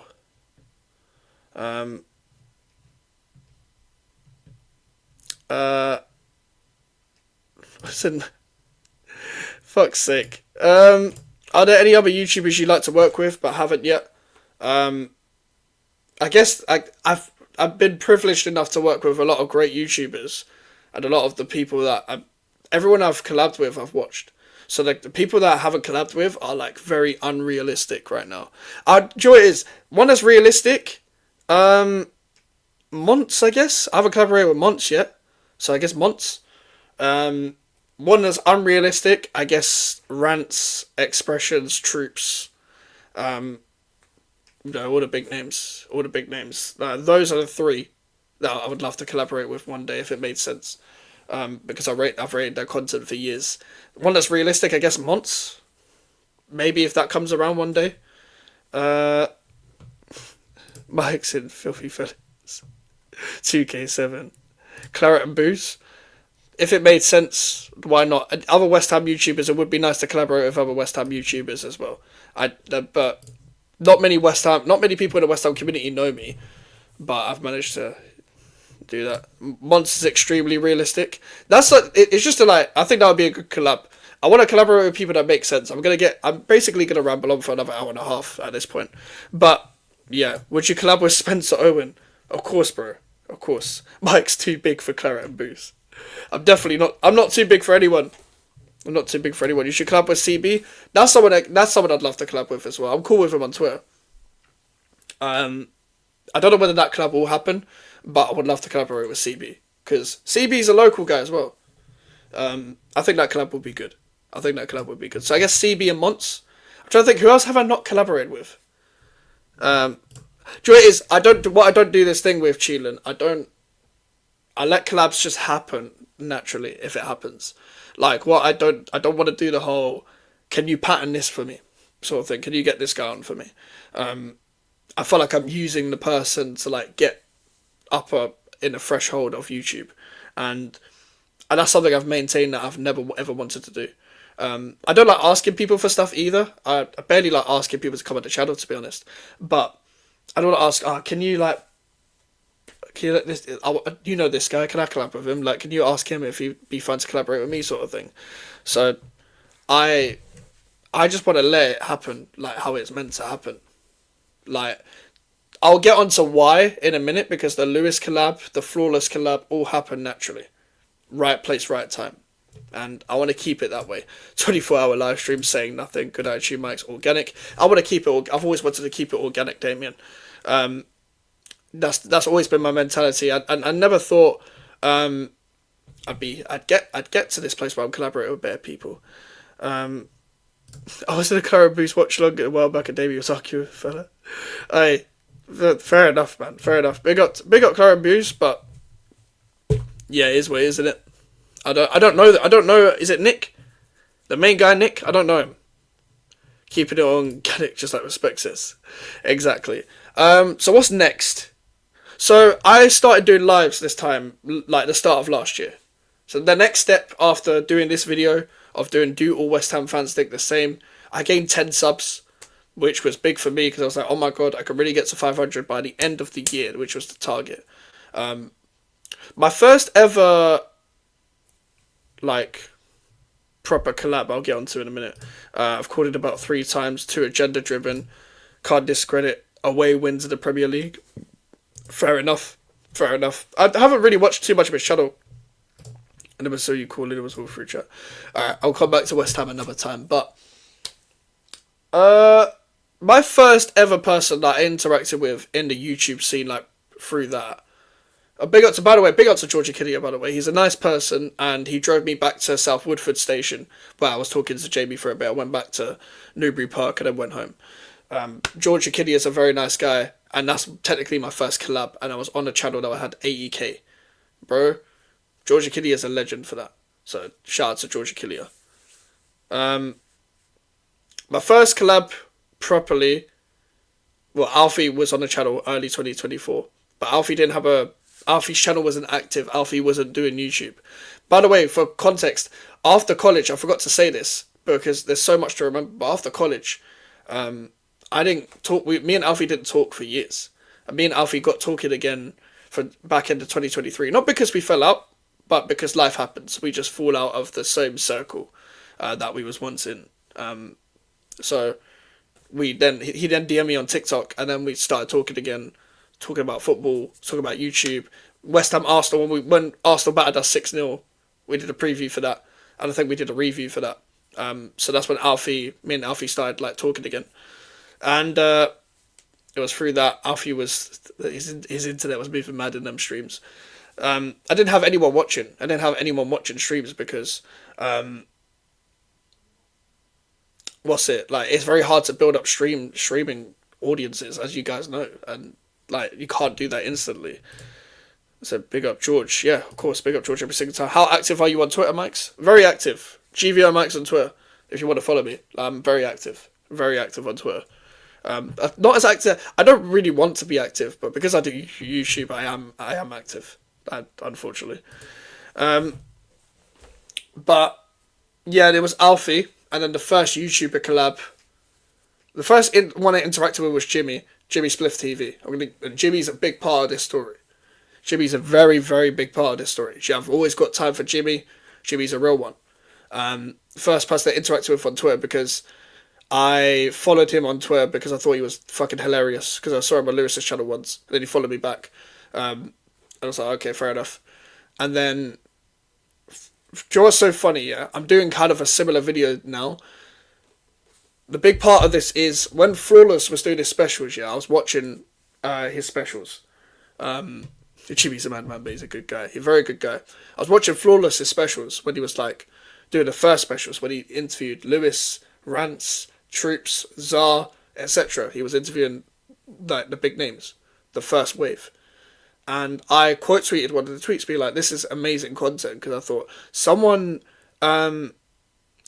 should have been doing this from time ago. I was thinking, imagine someone interviewed the content creators to get to know their story. I was thinking about this, and then a couple months later, Flawless was doing it. I was like, bruv, this is genius. Yeah, I remember Jimmy bringing you into this community. Follow Mike's on Twitter, and Jimmy's a big part. Yeah, Jimmy's a massive. Well, Jimmy is the reason why you guys know who I am indirectly, whether you like it or not. Whether you know me through Joey, Lewis, Flawless, Northside, Lee, whoever it is, Jimmy's the reason why you guys know who I am. Jimmy is the main reason why you know who I am. And I'll get onto why in a second. So I was quote tweeting about the specials. then Strasbourg Steve followed me. Because I was already following him. And funny enough, it was a few days before West Ham Newcastle. We're getting to very current right now. I'm like, fuck it. West Ham Newcastle, let me try and get a guest on a preview that I don't know who. And I don't know who he is personally. I asked Steve. Steve said yes. And you can find the stream somewhere. Like, it was the first stream I did with a guest where it was like a content creator live. That's the first time I ever did Steve was the first person I ever did a stream with. That wasn't like someone I already knew personally. I'm going to try and find a stream. I'm not going to click on it, but I'm going to bring some context. I'm just going lives. Follow Max on Twitter. Yeah, follow all the socials people. Is on the banner. Have you ever met Abel, that West Ham fan? Oh, and the kid. No, I've never met the kid. That's the little kid that was like, we couldn't, like, we just battered Alphabet FC, mate. Or something like that. That kid's funny. Big up to him. That's that kid, right? Again, that is Abel, right? I think that's the guy. But Steve, yeah, I've not met him, but yeah, that was the first live I did. Yeah, match preview I did with Steve. So it was. Let me go here, Max. I'm not gonna click on it because it'll just restart my tab. But yeah, this was the first stream I did with someone. Posted that the second I see that Alphabet FC, hilarious. Yeah, big up to Abel. But yeah, this was the first stream I did with a guest. So I was doing lives, match previews. I think Alfie was on this. I did a AFCON watch along, and that's my most popular stream before the League Gunner and the dart streams that I did before the League Gunner raid and stuff. That was my most popular stream from early, doing the AFCON final. Road to 500 subscribers, put that in the title because I'm a neek. Then did a stream with Steve. Then I'm just doing bear watch alongs and stuff, and we'll come back to that in a sec. But Steve is also a very big part of why I'm here in the first place. Like, in terms of the YouTube scene. Steve is a big part. Because no one else gave me, like, a chance, really, because I didn't ask anyone. He was the first person to give me a chance. He was the first person to appear on the channel. Yo, about the Chelsea kid with glasses. Right there. 3-1 at Goodison Park. Yep, I remember that. I was working that day, so I didn't watch the game. Because I was purposely choosing to work on weekends to not watch the back end of last season. And because the channel wasn't that active, I was like, I'm not really doing YouTube like mad like I am now. So I just started working on weekends. And Claret Blues were still here giving no credit. Yeah, I was at least giving credit where it's due when you watch my old shit and stuff. Like, that's something I've always tried to remain as objective on the YouTube channel. But yeah, shout out to Strasbourg Steve. Shout out to Strasbourg Steve, because Strasbourg Steve was the first YouTuber in terms of like actual YouTuber that I collabed with. So that was that. And then we move on to the end of the season. I was choosing to work still on games where I didn't have to watch it. Then comes the actual collab. We just talked about Jimmy very briefly. I then asked Jimmy to do Chelsea West Ham, and this is this. Jimmy is the reason why I'm here, and we'll get into that in a sec. But I had Jimmy on Twitter, so I was like, I don't know any other Chelsea fan. So I was like, let me DM Jimmy and see if he's down. He was down. I didn't know anyone else. I didn't know anyone else in this scene. Like, I only collabed with Steve. So Steve and Jimmy at this point are the only people I know. And this is last season, guys. This is last season. This is just about a year ago. And look where this channel is now. Like, it's fucking crazy. And then, big up to Jimmy, by the way. We're going to get onto why Jimmy was so impactful. Then, I've had Big Steve on Instagram for years. Asked him to do a preview on my very first year of YouTube, and he was ill, and I respected him for responding, and then he followed me. But then he joined one of my previews when the Man City game, the very last game of last season, a year ago. So Big Steve was also a very big collab to have as well as your first collabs. And the same day, LB could only stay for like half an hour. He was only free for half an hour, but LB also joined the channel. So yeah, like these are the early collabs I was having. So that's crazy in itself. Mike's missed out yesterday. Could have had me and Damien on the same stream. Well, I didn't exactly miss out. The link is out there. Whoever's free can click on it, bro. But I might do another one next Monday. But guys, that is that part. We're on the last part technically because we're on the last 12 months. We're on the last 12 months, and we're gonna do this for another 45 minutes to an hour. Despite them being from the noisy neighbours, Steve and LB are legends. It's true.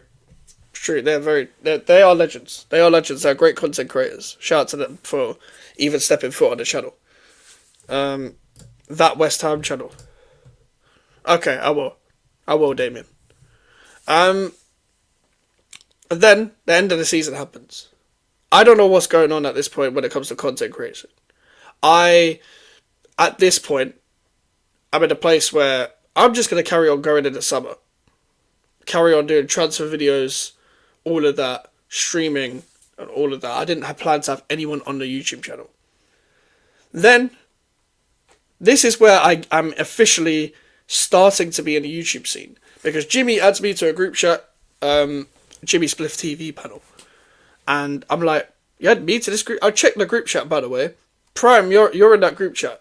That's the first time, like, if you're still watching, like, that's the first time I'm, like, in a group chat with these people, and I'm like, you added me to this? You sure?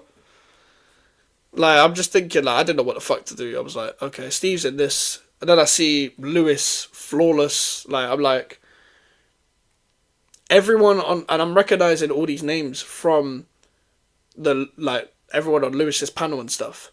Like, Prime's in that group, Joey's in that group, I don't remember who else. There's bare people in that group, like CNAC's in that group. Like, bro, that was the first time I was in I was like, what? I'm in a group with these people? What the fuck? Yeah, that group chat was the first me properly interacting with you. It was, yeah. And then the Euros and Copa America are coming up, and this is where I get to know Joey. Joey's another one who has brought me into this scene. Joey's only started his YouTube channel at this point. The only reason why as well is because I was what's it called? I think I followed everyone in the group because I was like, fuck it, like, you're in a group with me, so I might as well follow you. Mike is struggling with the fame. Lord, joking. Brilliant stuff. I'll go and check out their channel as well. Don't go Justin Bieber on us, Mike's. What, like, take drugs and stuff. Big up Touchline as well.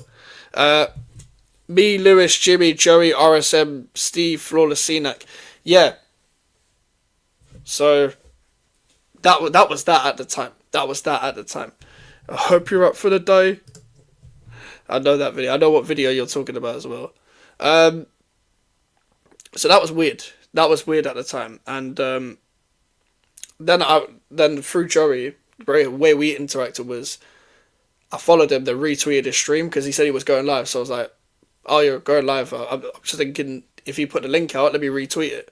He then followed me back. I think he just respected the fact that I retweeted. Put it this way, I'm a man that, even if I don't know you, like, if you post your fucking thing on social media, like, and I follow you and I rate what you do, I'm going to retweet your shit because it's a small thing.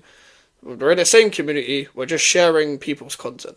You'll always see me retweet people's shit, no matter what the size of the YouTube channel is, because that's the kind of person I am. I'm not expecting you to do the same for me at all, because I don't care. But I will support anyone in this scene, because that's the kind of person I am. Simple as that. Simple as that. So then, Joey puts the link out of the StreamYard in the thing, and I'm like, I just go to a stream and say big up and that. Like, for Copa America watch along. And he was like, you can join if you want. And I'm just like, it's 1 a.m. And he was like, I usually stream around this time. I'm like, okay. So that's what I'm doing, basically. That's what I was doing at the time. I would then start to join his streams. And that's when I met everyone. I met everyone through Joey at this point. The only time I interacted with Lewis, for example, who's a very impactful, but obviously raided this stream, very impactful person to this channel as well, who we'll get onto in a minute, and why he's helped so much and stuff like that. The only time I interacted with Lewis, and he remembers this, is when Chelsea beat West Ham 6-0. I was in his chat, and and obviously he was negative about Poch, I was negative about Moyes, and I was convincing him, you're going to batter us. We just got bad to Palace, we've been bad to Arsenal, we've been bad to Fulham in the same season, you're going to batter us. The players are thrown in the towel at this point, like, bro, you're going to batter us like 6-0. And he's trying to be like, nah, we're going to lose to you, you guys are good at set pieces, blah, blah, blah, blah, blah. And I'm like, bro, we're not good at set pieces anymore. We're not good at set pieces anymore. We're not like specialists. I'm literally saying to him, you're going to beat us 5-0. I think I literally said the exact score. Chelsea will beat us 5-0. It's the most easiest prediction ever. And they did. That was the only other time I interacted with Lewis. So when I was on Joey's channel, Lewis joined one of the streams.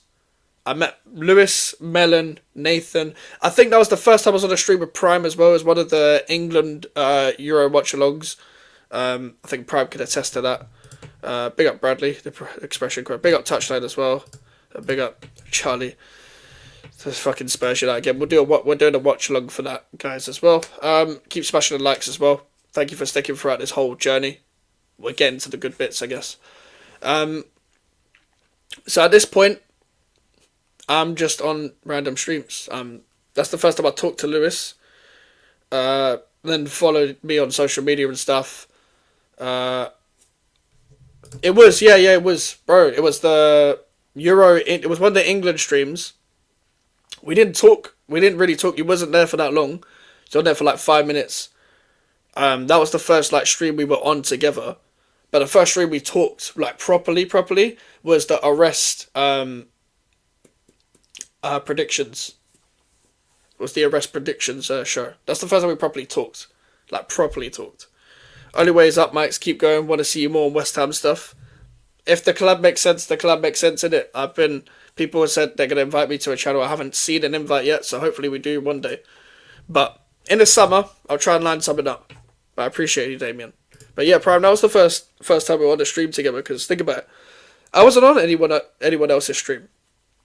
I remember Jimmy put the link out once, and I was like, should I join this? As a bare Chelsea fan, so I'm like, I won't join. But I was joining his streams as well in the tournament as well. And I met bare people, met Vodge, funny enough. Met Bush, CFC Bush. Who else did I meet? Yeah, I met Joey, Lewis, bare people through Jimmy and Joey.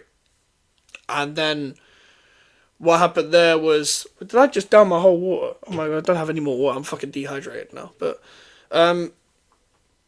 met Lewis through that. So that's the first time like we know each other now. Like sort of. Like he knows of me. He knows that okay, I do content as well. Met Arthur, met Jonathan through the chat and stuff like that. So the people are subscribing to my channel. A lot of Chelsea fans are subscribing to my channel now as well. And I've hit 300 subscribers at this point. I'm on like 300 subs. So in less than 12 months, I've gone from 300 to 1k. A lot of people do grow a lot bigger in that gap. But for me, you take that any day. I didn't expect to be on 1k at this point. But we'll get onto that a bit later. Yeah, so moving on. It's still the summertime at this point. It's still last summer. I'm essentially just collabing with people at this point. So the first proper time I was on Lewis's channel was a watch long, funny enough. I was saying big up and stuff, and he was like, oh, if you want the link, you can join. And I was like, what? I was just thinking, what? The first time I was ever on Lewis's channel was, I think it was Germany, Denmark. The only reason why I remember this is because people were comparing Havertz to Højlund. And they were both playing up front. They were having a stink-off. So I was on a stream. By the way, as soon as I joined the stream, Alex says, who the fuck is this 12-year-old? Who the fuck is... Or something like that. Something to do with who's the 12-year-old. And I was on Lewis's stream for the first time. That was the first time I was on Lewis's channel. Who else was there? Scott? I don't remember who else was on. I remember Scott, Alex. I don't remember who else was on that stream. Melon was on that stream. I met Melon for the first time through Joey as well. Did you see the Dagenham Motors thing behind? This is the first time I started putting shirts on here, by the way, for the setup, mini setup. I still do this to this day. I don't have a proper setup. But Melon was like, oh, I'm from Dagenham. I'm like, I'm from Chadwell Heath. And then we're friends now, ever since, because we're local. Melon thought I was American. He heard me speak and still thought I was American. I don't know how he thought I was American, but that's what he said to me. So I meet, obviously, Lewis on his stream, and then we're on a lot more Copa America streams. It's mainly me, Joey, Nathan, big up to Mediterranean Menace, and Melon. And it's mainly us four on watching the Copa America streams. And Melon's just like, do you want to just go to the pub then to watch an England game? And I was like, England, Netherlands. I was like, sure. Because both went to a pub local to us. And that's when I first met him. I thought, and I'll say this, I'll be completely honest, I thought, because of his voice, I thought Melon was black. I didn't know who I was meeting, by the way. I did not know who I was meeting. I did not know who the guy, what he looked like. But I thought Melon was black. I was expected to be a black guy. I was not expected to meet some white guy who's borderline ginger. He's blonde, but he's borderline ginger at this point.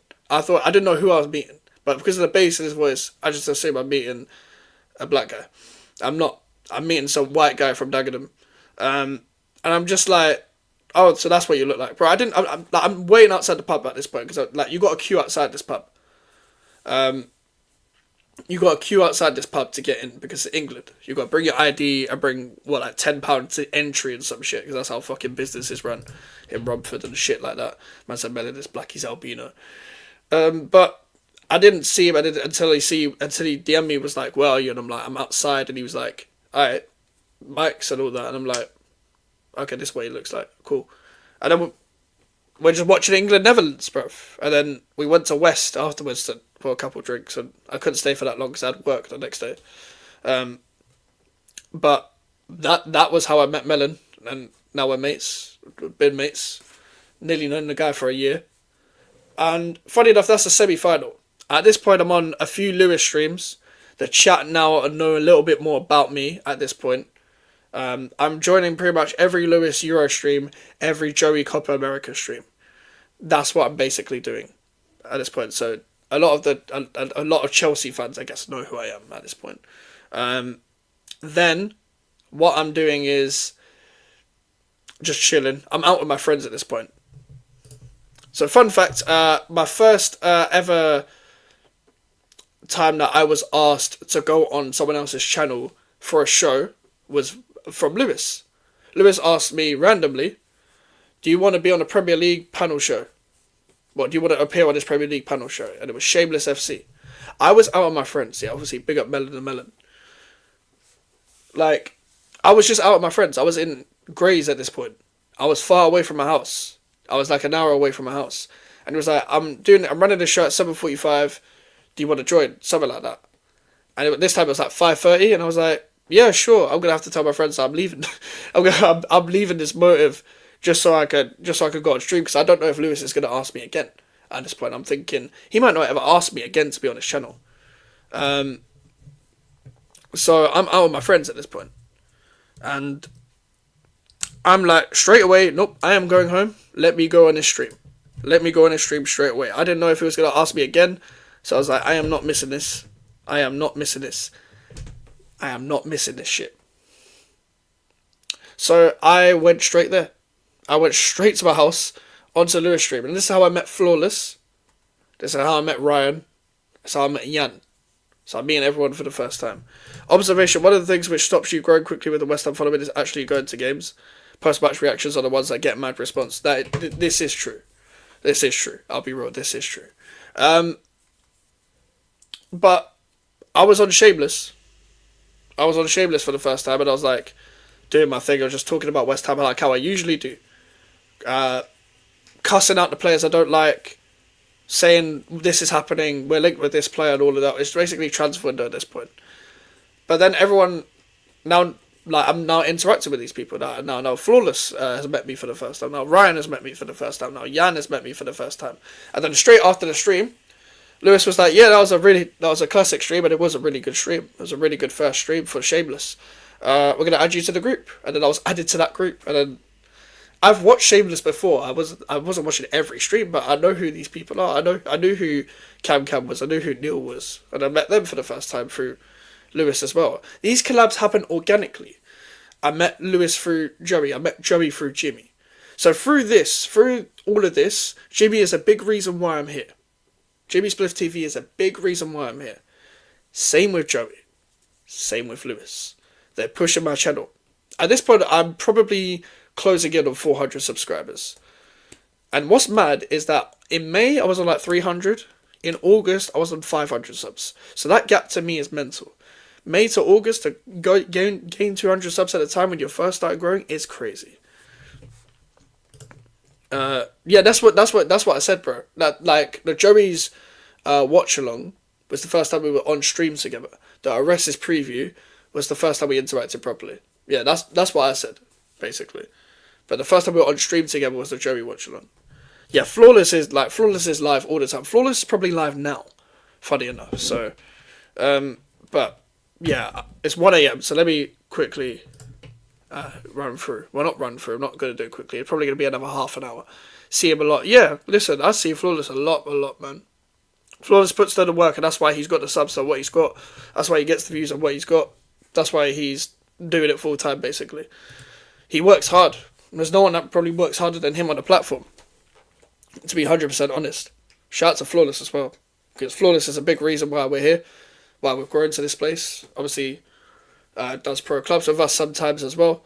And, yeah, Flawless is a G. Proper guy off camera as well. Like, one of the best in terms of, like, there's no excuse to not be as nice as you are no matter the sub count or the following that you have. Because when I interact with people like Flawless and Lewis, I'm like, these guys have got the, you know, like the mad followings.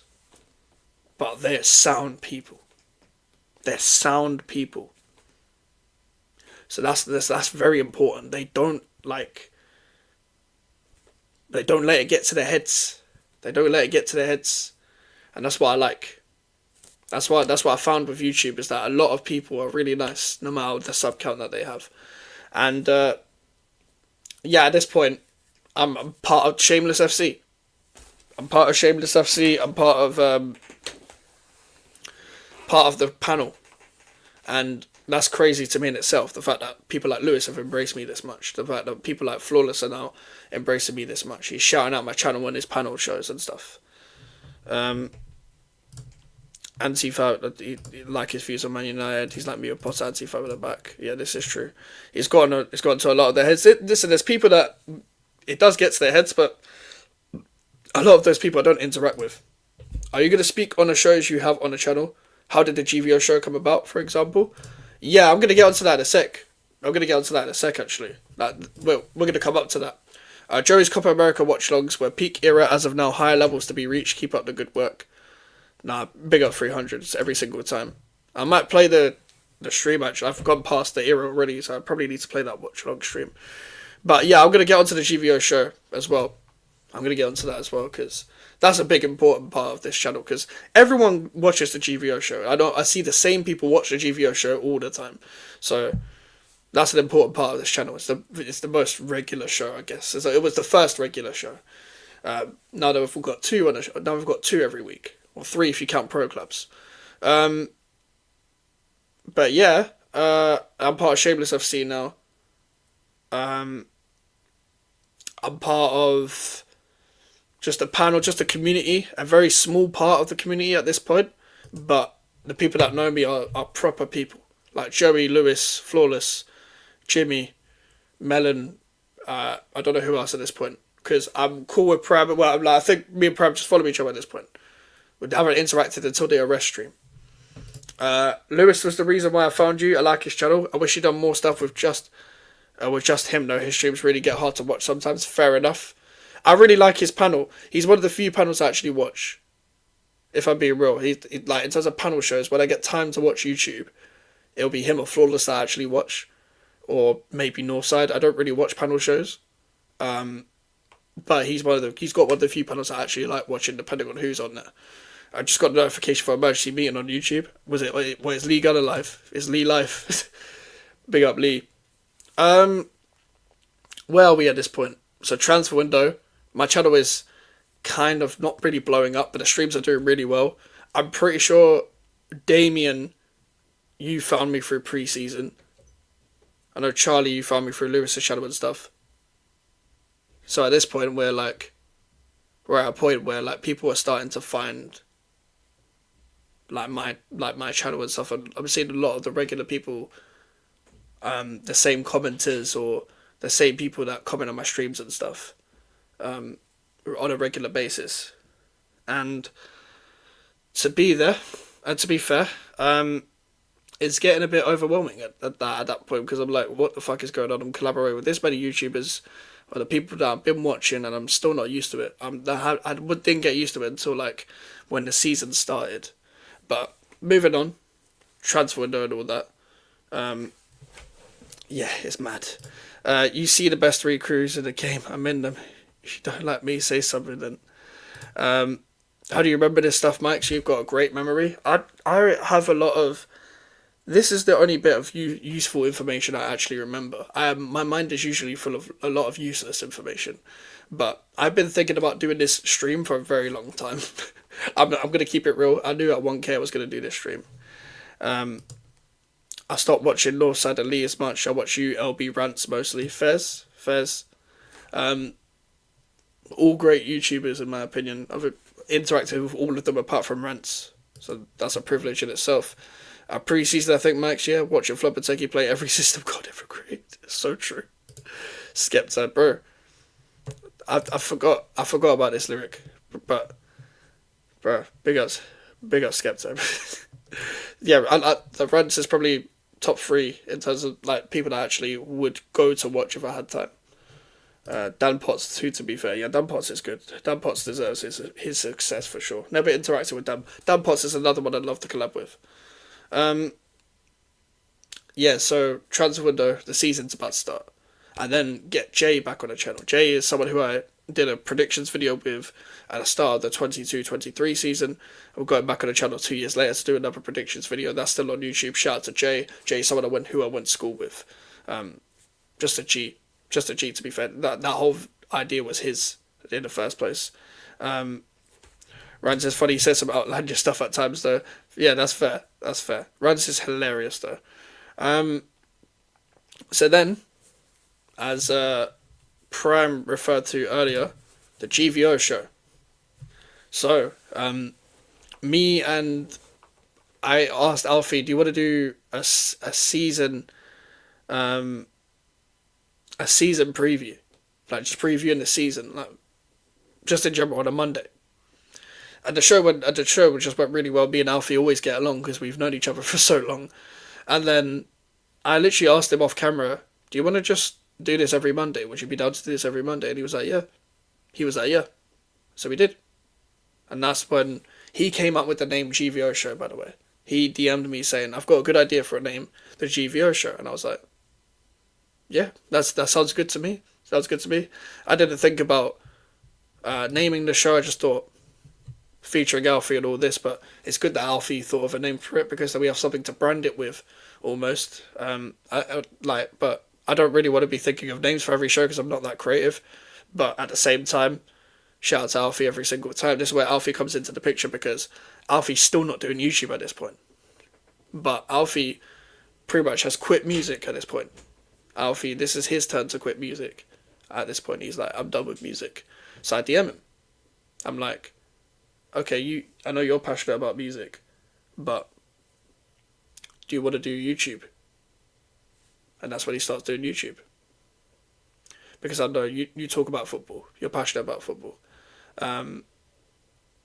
Why not just start doing a YouTube channel? And he's got his account already, but now he's doing regular stuff. It's a good hobby to move on from. As I've been saying to people before, about when I was doing music, I transitioned from the music stuff to YouTube very quickly.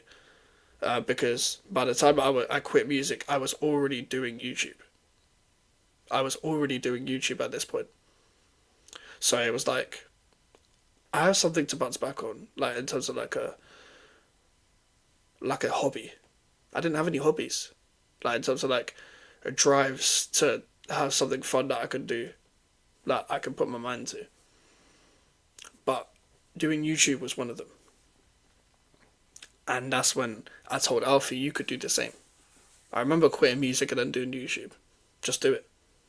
So that's why Alfie is doing YouTube. Like, I asked him to do YouTube and he's doing YouTube. And now he's building, he's in like his stage where I'm like, where I was a few years ago, where it's like, you're not going to get the best of views right now, but I want to accelerate you into the YouTube scene as much as possible, because I didn't have any connects when I was starting YouTube.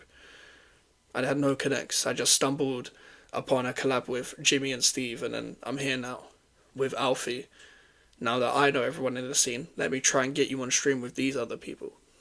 I don't remember people's first interactions with Alfie. I knew him and Melon would get along. But I never knew Alfie would get along with Prem, for example, or he would get along with Taz or whoever else that Alfie's been on the channel with a lot more. I didn't know Alfie would get along with so many other people as well, because you don't know what's going to happen until you collab with these people. But Alfie makes a good show. Alfie's got great character, great personality, and he makes a good show. We're very just on the same wavelength all the time, basically. Dan Potts is smart, he kicks back and just manages to bait. He does some really good streams this year. League University Gal. Whole slavery team with him now, and I'm mad. Really like Alfred, he's so fun to cook. Some hilarious shit, yep. He's got a really good personality too. He's the right level of absolutely delusional. That he would do well if he streams more. Oh my days. Yeah, big up to Alfie, bro. Alfie can... Alfred is my G. Listen, I think everyone likes Alfie. His football knowledge is questionable though. Oh, for fuck's sake, man. That call-in show was funny yesterday. I can't lie. But yeah, Alfie just needs to stay consistent. Needs to listen to my advice. What is this Glaze Fest SFC? Big up nearsighted. But yeah, Alfie needs to fucking stay consistent, and then he'll be here in no time. It's whether he wants to put the same drive in or not. So big up to Alfie. I tuned in, just listened to Mike's glazing another man. Fuck one. That's my guy, bruv. Not glazing him, bruv. Not glazing him. Yeah, I see I'm going to feature in a mini Mike video. Yep, that video premiering tomorrow is highlights of the call-in show. Hey, mama made it. Okay. So the GVO show is happening. I've actually missed a whole chapter, by the way. I'll quickly run through it. So at the start of 2024, I went to the first Big Six Back Your Chat show. Everyone knows Back Your Chat, right? The show that Big Six done, Turkish, etc., where they got to meet the fans. Not the one that was recent. There was one at the start of last year when it went to Shoreditch. I was like, is it East London? Cool, I'll go to these YouTube events. It's in East London. It's very easy for me to get to. I literally went college in Shoreditch, as I've literally been saying this whole time. And yeah, it was basically a case of, I don't know who I'm going to meet, but if I get to meet these people, cool. But I want to see the video recorded in real life. That was in like April, around Kendrick Drake beef time, where Kendrick released Like That with Future Metro Boomin. It was that day. I remember that because I was listening to that verse on the way there. Tappin Tobe subscribed to my channel after talking to him. Tappin Tobes is a G. They all are, by the way. Saeed has his, like, when you meet Saeed, everyone wants to talk to Saeed. So I briefly talked to Saeed.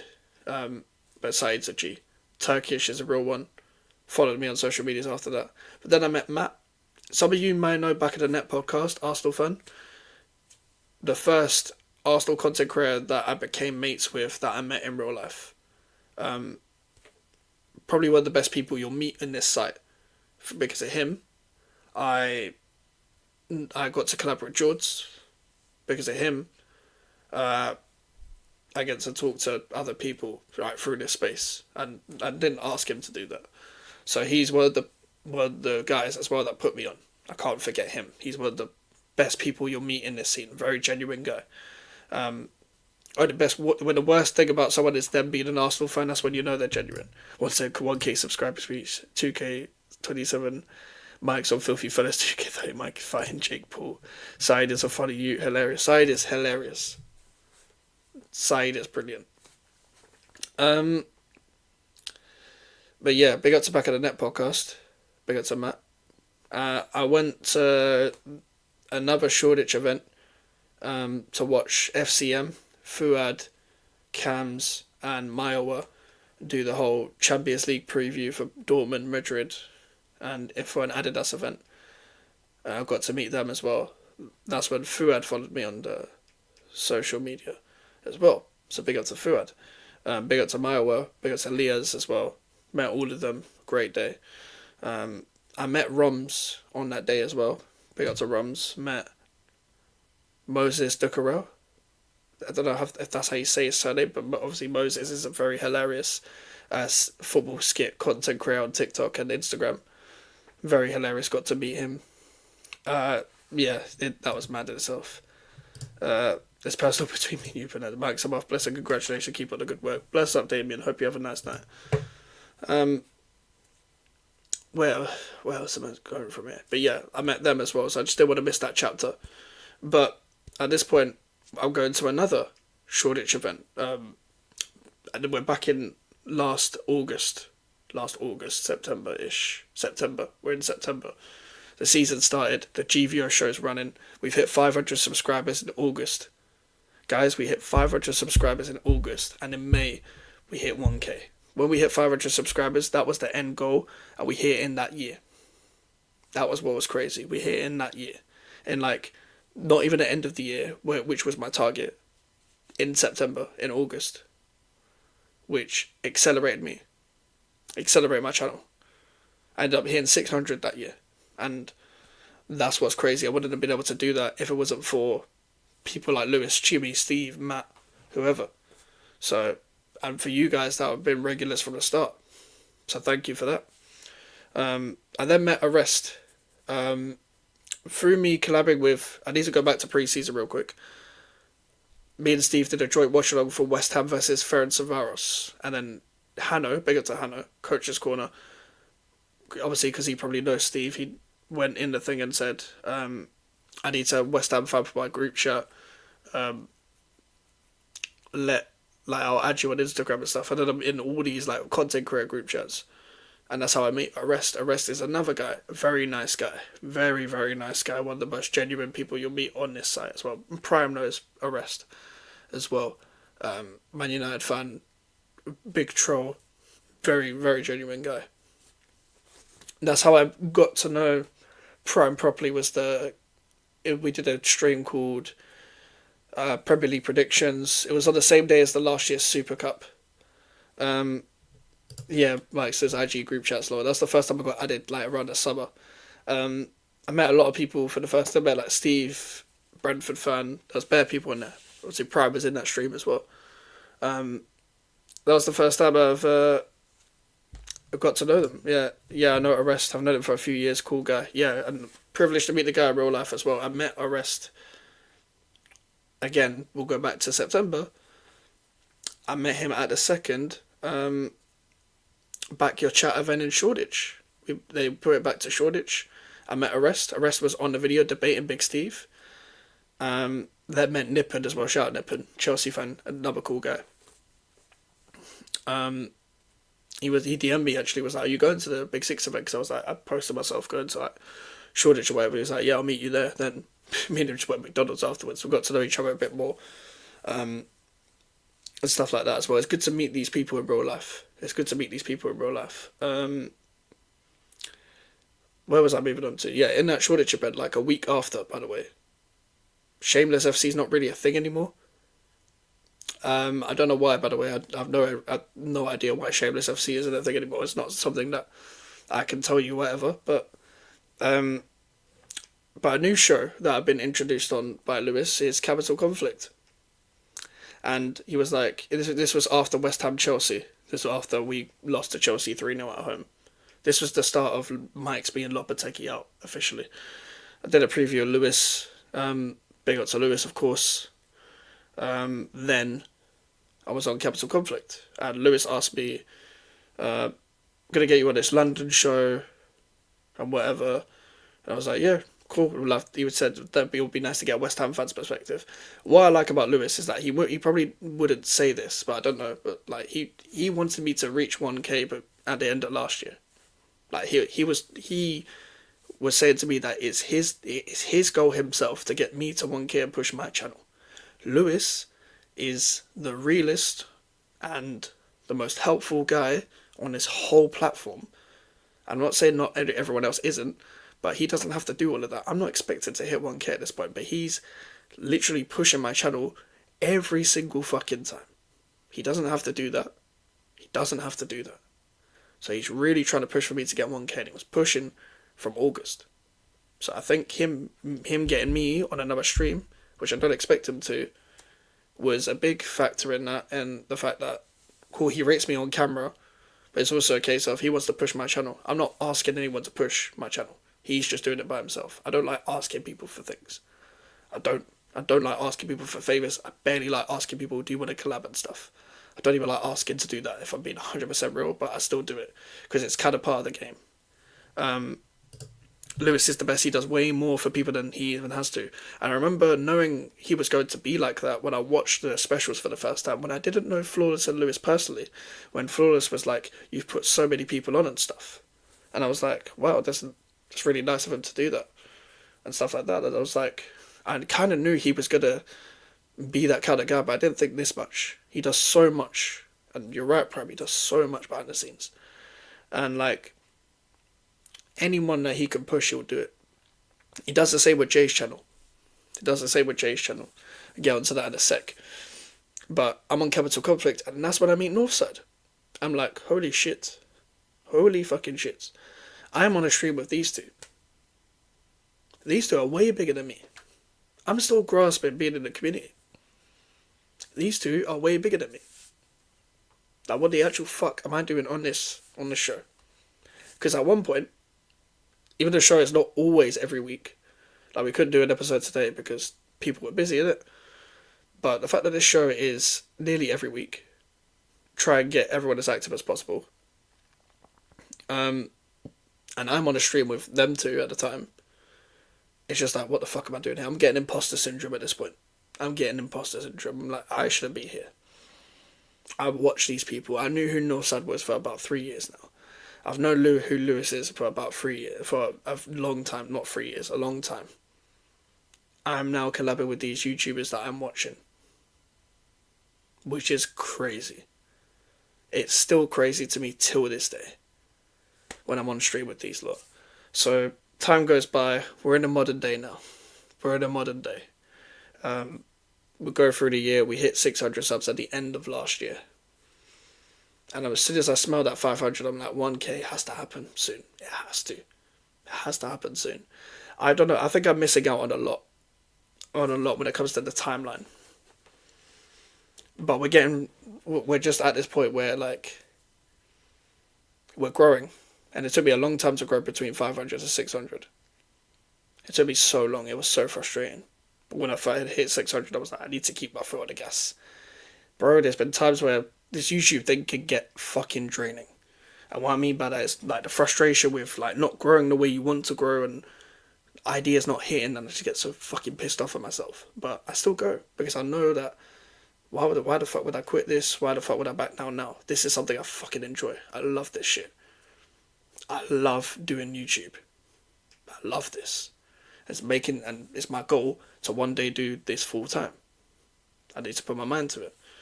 But I'm still doing what I'm doing. I'm still trying to keep the work rate. I'm still trying to upload or stream every day. I'm trying to give you something to watch every single day. And that's something that was only really started in the start of this year. And it's not even like it was like a New Year's resolution, because I don't believe in that bullshit. But I was like, okay, let me just have an upload for today, And it wasn't like I was trying to do that. But it was just indirectly, I had content. So I was like, I've been doing this every single day now. I can't miss a day. I think I've only missed 1 day of uploading / streaming this year. And I've known now how to like pre-upload, because if I might be busy on a weekend, I might not be watching the football. So I've got to have some other piece of content out for someone to watch. I've got to have another piece of content for someone to watch, which is why I always pre-upload, which is why I always like pre-record something for the next day, or I'm clipping up something for the next day. I'm going to try and clip up as much of this stream as possible, but I don't know how that's going to go, but I'm going to try my best to just clip as much shit up. We're getting to the part of the year where I'm on 600, I'm like, we're getting to 1K this year. we're getting to 1K this year, but let's try and hit it before the end of the season. It worked last year to hit 500 subscribers. I'm now trying to reach 1K before the end of the year. I'm trying to reach 1K before the end of the year. And that's what we've done. I don't know what the main thing is. Any other highlights that I'm missing out on hitting 1K and me hitting 500. I met Jay in January through Capital Conflict because Northside recommended him. Because we needed a Tottenham fan for the show. Lewis has been trying to get a Tottenham fan that can fit the schedule. I think he asked a few Tottenham fans, but I knew Jay through George in terms of his show. And then I retweeted Jay stuff, interacted on Twitter, then Northside recommended him, and now me and Jay are friends. Our show, then finally the journey of pro clubs. That's something that I need to add as well. Because my whole idea, I think our show Prime started either January or November. I think it was January. I was still trying to do a Premier League preview show. I was like doing a pre-upload, and I was like, I'm gonna get a guest on every week. And then I was like, who the fuck do I ask? I remember you commented like, you're getting on guests, and it was like a hint like, I'll get on the show. And I was like, that's easy for me because I don't have to ask anyone. And then we did the show. The first one was a pre-upload. And then week in, week out, it's become a thing because you were like, do you want to just do this? We could do this every week at this time. And I was like, that makes my life a lot easier.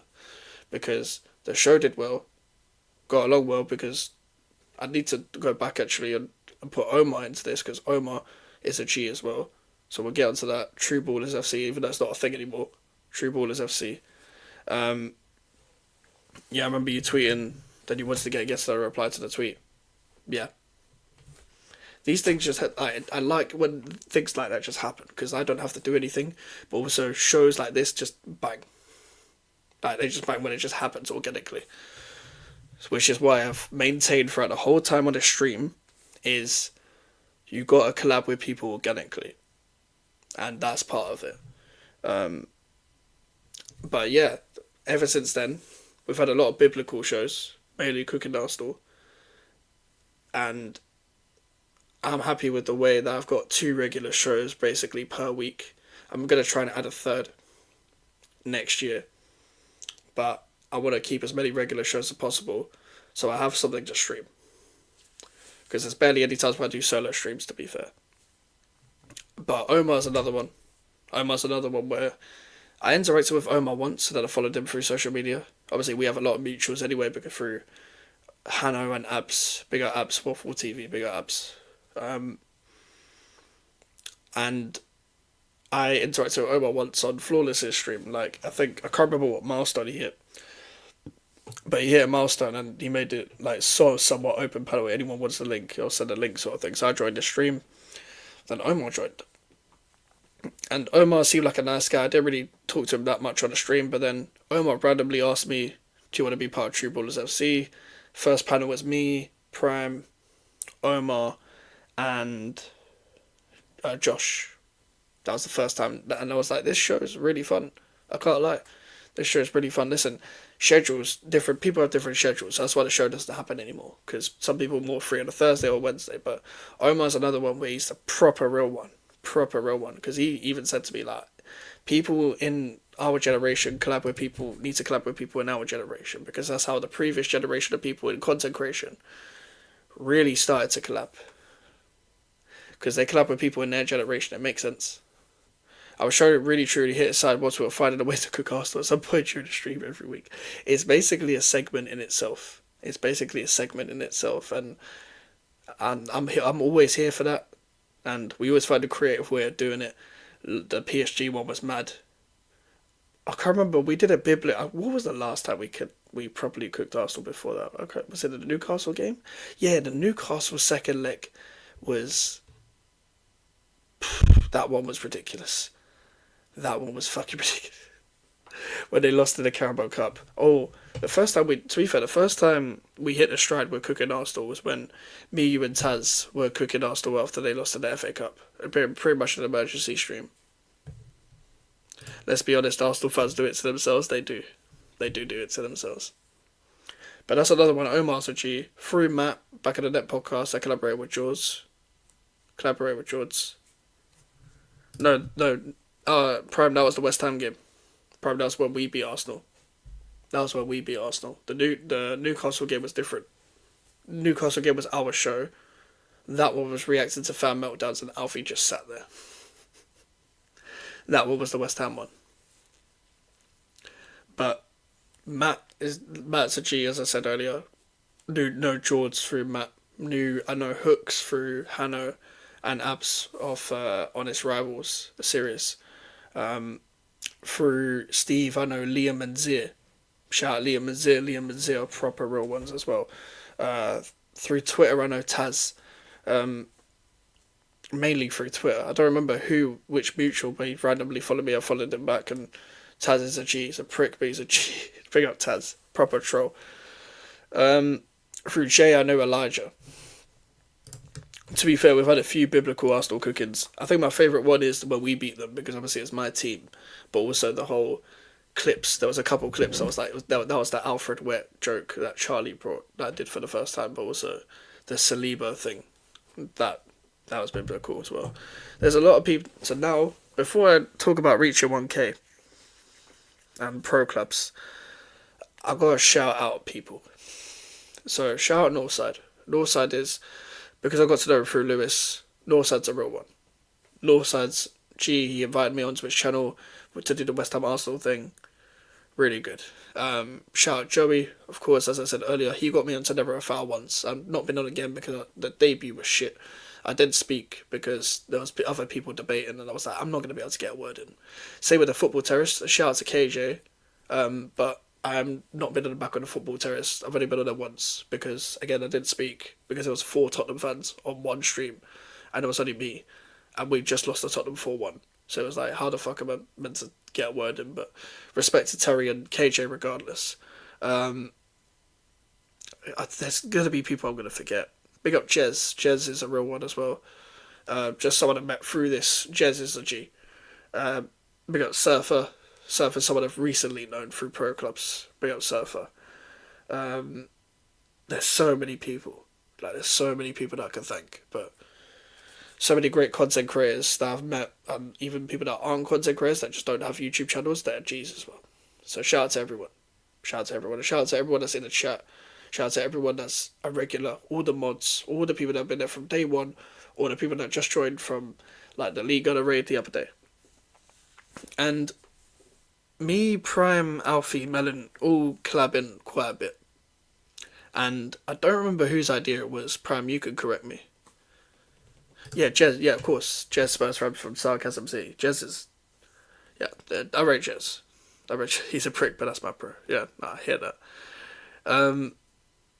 I don't remember whose idea it was, and Prime could attest, but one of Prime or Alfie came up with the idea of doing pro clubs. I don't remember who came up with the idea, but I was just like, cool, that sounds like a good idea. I think we made the group chat, and like a month later or 3 weeks later, we actually started putting this to the test, and then we birthed GVOFC. And to be honest, it's doing really well. I think people really enjoy the pro club streams. People really enjoy it. And the fact that we've got that as kind of like a weekly thing as well, it's really, really good. It's really fun as well, because I don't have to think about the content, really. I do want to figure out how to do the gameplay thing properly, and that's it. But other than that, it's something I really enjoyed doing. It's really annoying to clip up, even though I do like doing the pro club's funny moments when it's finished, but it's really jarring to edit, because it takes me 2 hours to fucking clip everything, crop it, put it into one video, and then bang. But at the same time, it's part of the game. Get fucking used to it and get a grip.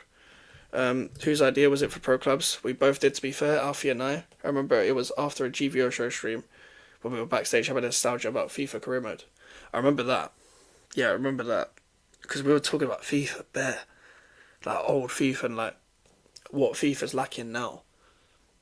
And it was like, yeah, you two, it was kind of a collaborative thing. From what I remember. It definitely wasn't my idea. I was just like, I'll go along with it. Even though it's on my channel, it's not my idea. But yeah, you and Alfie came up with that. And now we've got GVOC, bruv. Now we've got GBRC. It's fucking fun. It's fucking fun. I don't think I've missed anything out other than that. Big Al Arrest again, actually. He got me tickets to England, Greece. He just asked, do I want to go? And I offered to pay him. He was like, no. He was like, no, he gets tickets because he's a coach. Shout out Arrest. It's really jarring to edit. Hey, if only you could pay for an editor. I do not have money to be paying anyone, bro. But that will come to a point. I will pay you one day to edit shit for me. But it's not going to happen anytime soon, bro. I do not have the money for that. But one day. Shout out Hooks. Hooks is very helpful. I've only collaborated with Hooks a couple of times. But Hooks is very helpful. Jay is another real one. I met Jay in January. Northside recommended him to Lewis. He rated one of his streams afterwards because Northside had a show with Jay afterwards. And then Lewis asked Jay, do you want to be on the channel? And then me and Jay got along through there. Jay actually told me where he's based, where he's from, and he's actually local to me. And I was like, okay, this guy, that cool, another local person. Like, the three people that I know that are local to me in this content creator space is Jay, Melon, and CB. I haven't really talked to CB, though, so I don't really know him like that. But with Jay and Melon, it's, like, very useful to have people that you met through this that are local to you. It's very weird. That is, like, full circle moment, almost. Because, like, that relatability thing is important for me. Because, like, bro, I'm just, like, no one else knows where Chadwell Heath is. But also, as well, like, I think then Jay invited me onto a stream with Touchline. I met Touchline through Jay, so shout out Touchline. Then met Elijah through Jay. Shout out Elijah as well. Both really good content creators as well. Touchline's going to be next to probably hit 1K, him and Jay, very, very soon. And Elijah, I've said this before, I think Elijah makes the best uploads on this whole content creator space in terms of, like, football content creators. In terms of, like, the way he structures a video, the way he edits a video, they are short, but they're still enjoyable. It's like almost old school. It's like throwback to, like, old school YouTube, but it's like a new school spin on it. That's why I enjoy Elijah's videos. But shout out to Elijah as well. There's a lot of people that I haven't collabed with that are very, like, decent people, like Jacob, Sunshine. There's other people as well that I haven't collabed with that are decent people, but they're just not coming to my head right now. But listen, I've met a lot of great people. It's come to a point where I've, like, lost count of the people that I've collabed with, and that's mad in itself. And then that kind of brings us to now. I guess finish off by discussing 1K, hitting 1K, and I didn't think we would actually hit it before the end of the season. And if it wasn't for Lee Gunner, we probably wouldn't have. But I've got to thank Lee for that, because I've only really known Lee personally for a couple of weeks, because I'm in one group chat with him because of Northside. And Lee decided to raid my channel. Shout out to Kudos, who was in the chat. Put it in the chat about Lee's about to raid your channel. I thought he was taking a piss, but knowing Kudos, he doesn't really take the piss like that. So I'm like, is he really? So in the middle of the stream, I'm trying to listen. I'm like, people are putting it in the chat like, I'm already subscribed to Mikez, and even that is weird. When people are finding me funny in the chat, when people are saying, oh, Mikez, that guy, and they're talking about me, it's like, you're talking about me? Really? And I'm being serious. Like, I don't think of myself as anyone, and I still don't, just because I've hit 1K.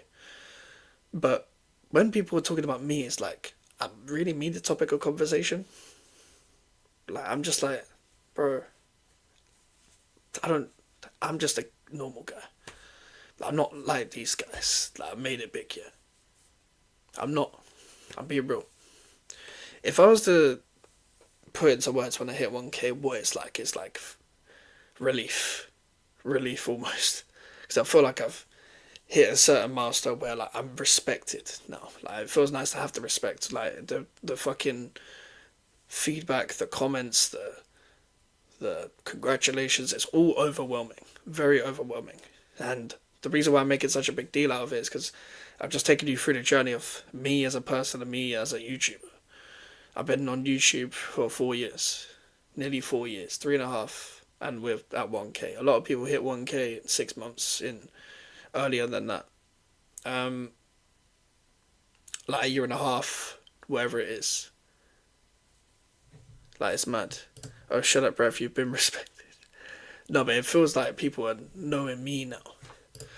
Big up to Zia for the raid, bruv. Big up to Zia for the raid. Big up Zia and Liam every single time. Big up to Zia for the raid. Keep smashing the likes, people. Keep subscribing, fam. Big up to these two, bruv. These two are also real ones that I've met through this fucking scene, bruv. So big up to these two. Thank you for the raids here. Pretty appreciate it. But yeah, it just feels like Prime Night, like, because I've hit 1K now. It's a case of, now I'm respected sort of thing. Now people are noticing. Like, now it's like, okay, you're in the big leagues. Thank you, Zia. Much appreciated, bro. Much appreciated. But, like, I've learned a lot of things through YouTube, and when you're doing YouTube, it's like there's a lot of lessons to be learned. Like, when you're asking for like collabs, if I could give someone one piece of advice to when they're doing YouTube, and I'm not someone really to give advice like that. I'm not like Lee Gunner size, AFTV size, whatever, yeah, or Rant size, whatever. But what I will say, if you're gonna do YouTube, be consistent. If you get a guest on, don't make it like a thing of, because they're a big name. Make it, you gotta ask someone specifically if they're gonna make a good show, and you reckon you'd collab well with them, and you reckon you can build future collabs with them, but also get to know them as a genuine person. If you do get to know them as a genuine person, and they're like respectful, they have good morals, etc. They're basic human being stuff. Then that's what you should do. That's the way you should fucking collab with people, not because of the big name, fam.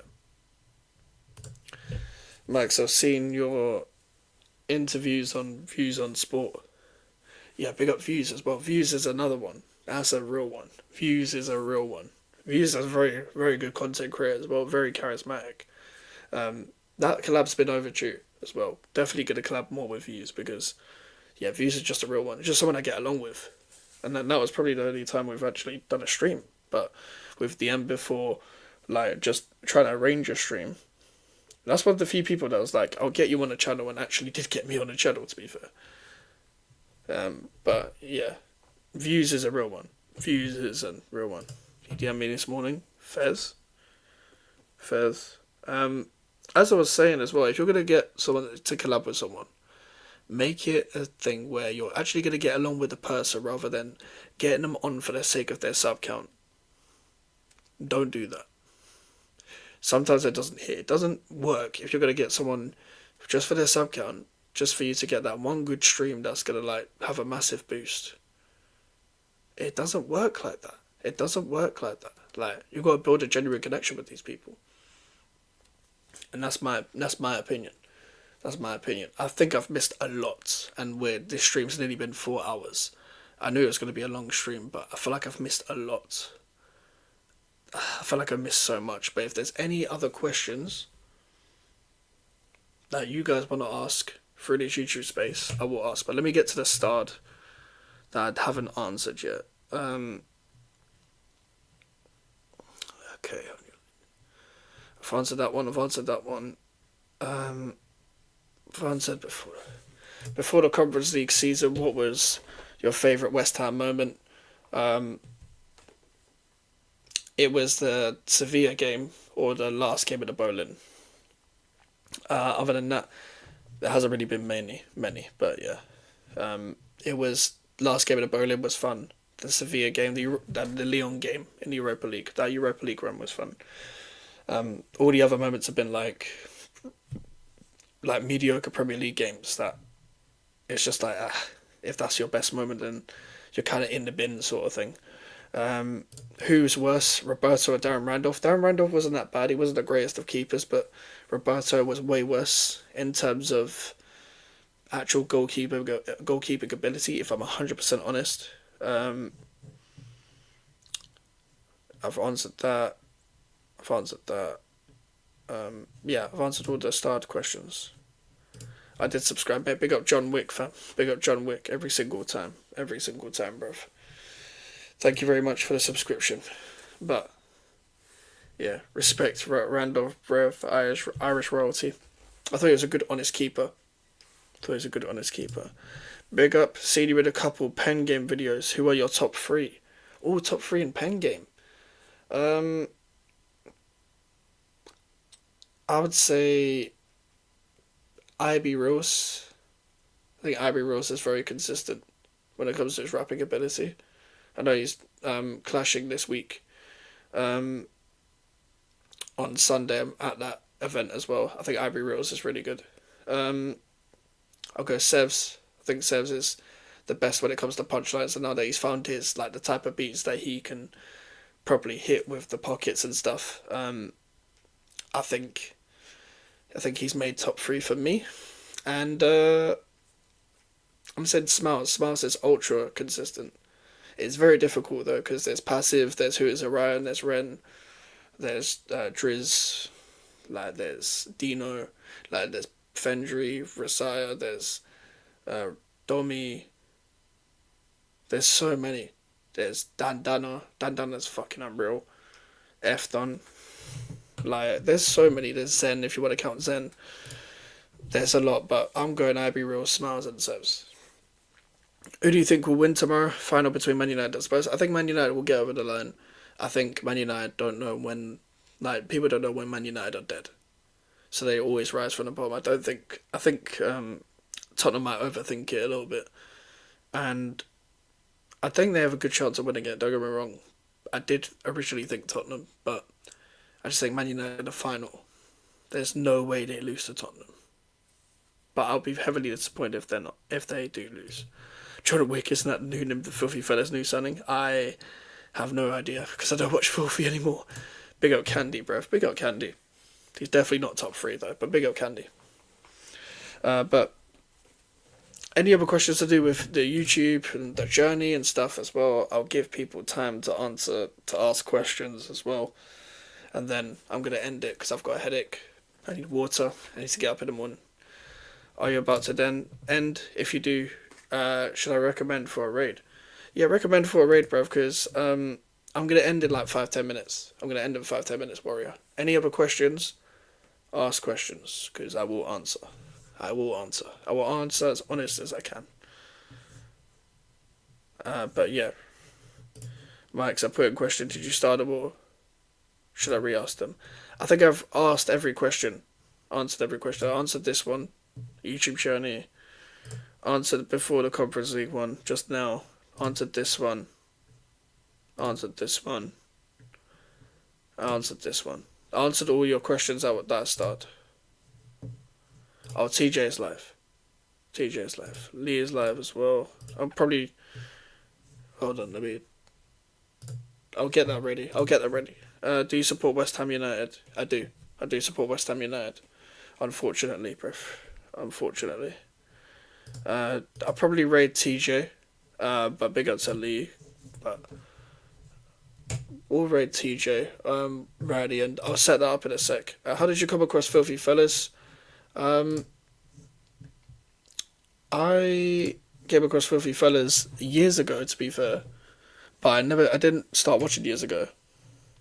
I first started watching when Poet was doing like Poet's Corner videos, but not like original Poet's Corner videos. It's just when he was doing like Stormzy versus this person, like 2015-ish. That's when I first started watching the channel. I then clicked on a video like 2019, realised this wasn't my thing at the time, and then like 2020, when they were doing Filthy at 5, it was in my recommended, and I was like, oh, Mugs is on this channel, and I recognised Lippy from another show that I watched called The Listening Party, and I was like, oh, there's a lot of people that I know from this, like Poet. I recognised Specs. I didn't really watch Specs, but I recognised them. And then I started watching Filthy at 5, and then what I do, I'm always late to people's like peaks, like when it comes to YouTube channels peaks.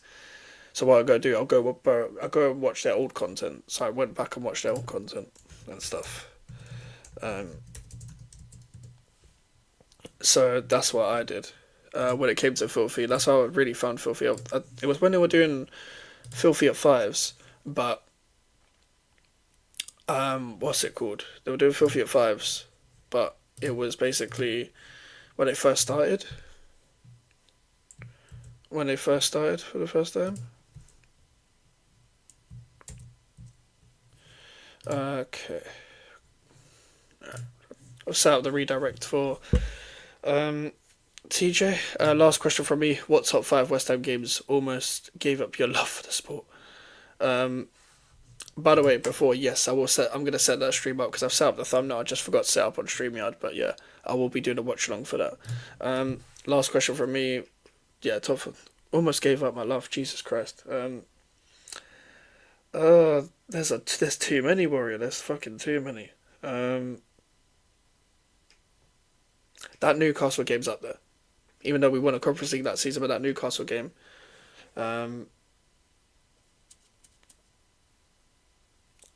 That Arsenal 6-0.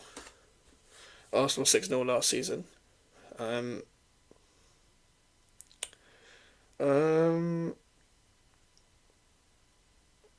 The Chelsea 2-1, the Maxwell Cornet so-called robbed goal at the end. That one. That one pissed me off. The Tottenham 4-1 this season under Lopetegui. And there's a lot, but let me think. Man United 3-0 last season. It's like games where like we either got destroyed or it was games where like we should have won that game. And we were so close to winning the game, and it was just like, I know with the managers that we currently have, we're stubborn. So, yeah. Those are my top 5. If you want a West Ham fan, who would you support? Fuck knows, because my parents are West Ham fans. So, I guess it probably would have been Man United or Arsenal, but I think it probably would have been Man United because everyone in my areas are Man United fan if they're not a West Ham fan. So I probably would have just picked the best team in England at the time, which was Man United. I don't know. It probably would have it probably would have been Man United because of like Rooney or something. Because I liked Wayne Rooney when I was young. If not, then I would have gone local, Dagenham Redbridge. It's weird, innit? It's weird, innit? Or my granddad supported QPR, so maybe QPR. Those are the 3 that first come to mind. It was either glory hunting or just weird connections, innit? I don't like Man United, but I liked Wayne Rooney when I was young, innit? Who's your favourite player currently at West Ham United? Jared Bowen, by far. He's the only one that actually scores at the club. Obviously got the winning goal. Definitely a legend at the club. By far. Always rises when no one else does, and is heavily isolated when it comes to the way we play. Top 5 moments from this channel. Alfred Witt, their origins, and the Saliba thing. Joy, fuck it, let me go through. Joy is the best way to do this, by the way, the best way to do this.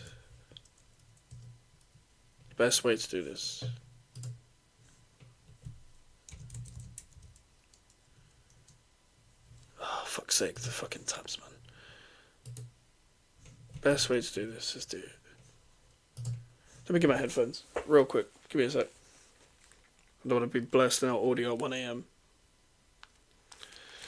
The best way to do this is go through the clips channel on GBL Mike's Clips.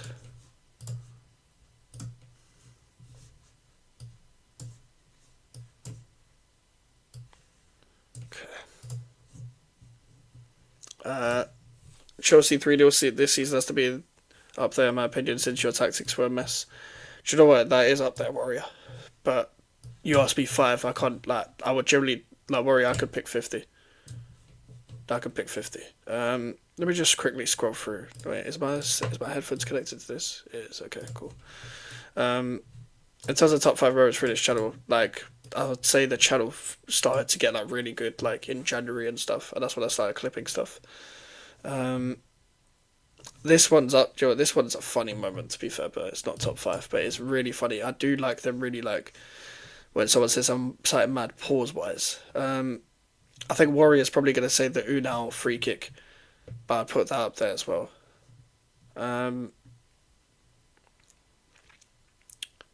Yeah, so the Saliba one, Alfred Wet. I said an Unal free kick. Basically, I said Bournemouth aren't going to score this free kick in my first ever watch along that I did on this channel, and then they scored. Yeah, the Unal free kick was Mad Warrior. That was my first ever watch along as well.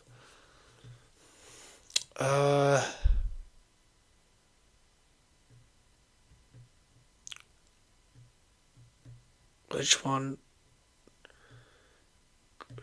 A lot of these are on other people's streams, to be fair. I would say hitting one. The League Gunner raid is up there, by the way. The League Gunner raid to hit 1K, that's the fourth, I'd say. So we're looking for a fifth.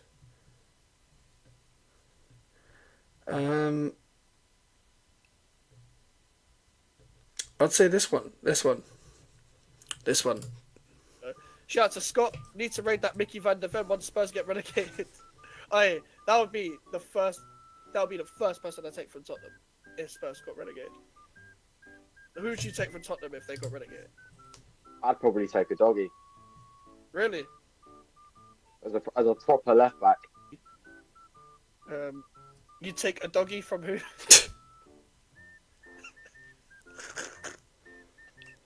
Fuck's sake, Charlie. For fuck's sake, man.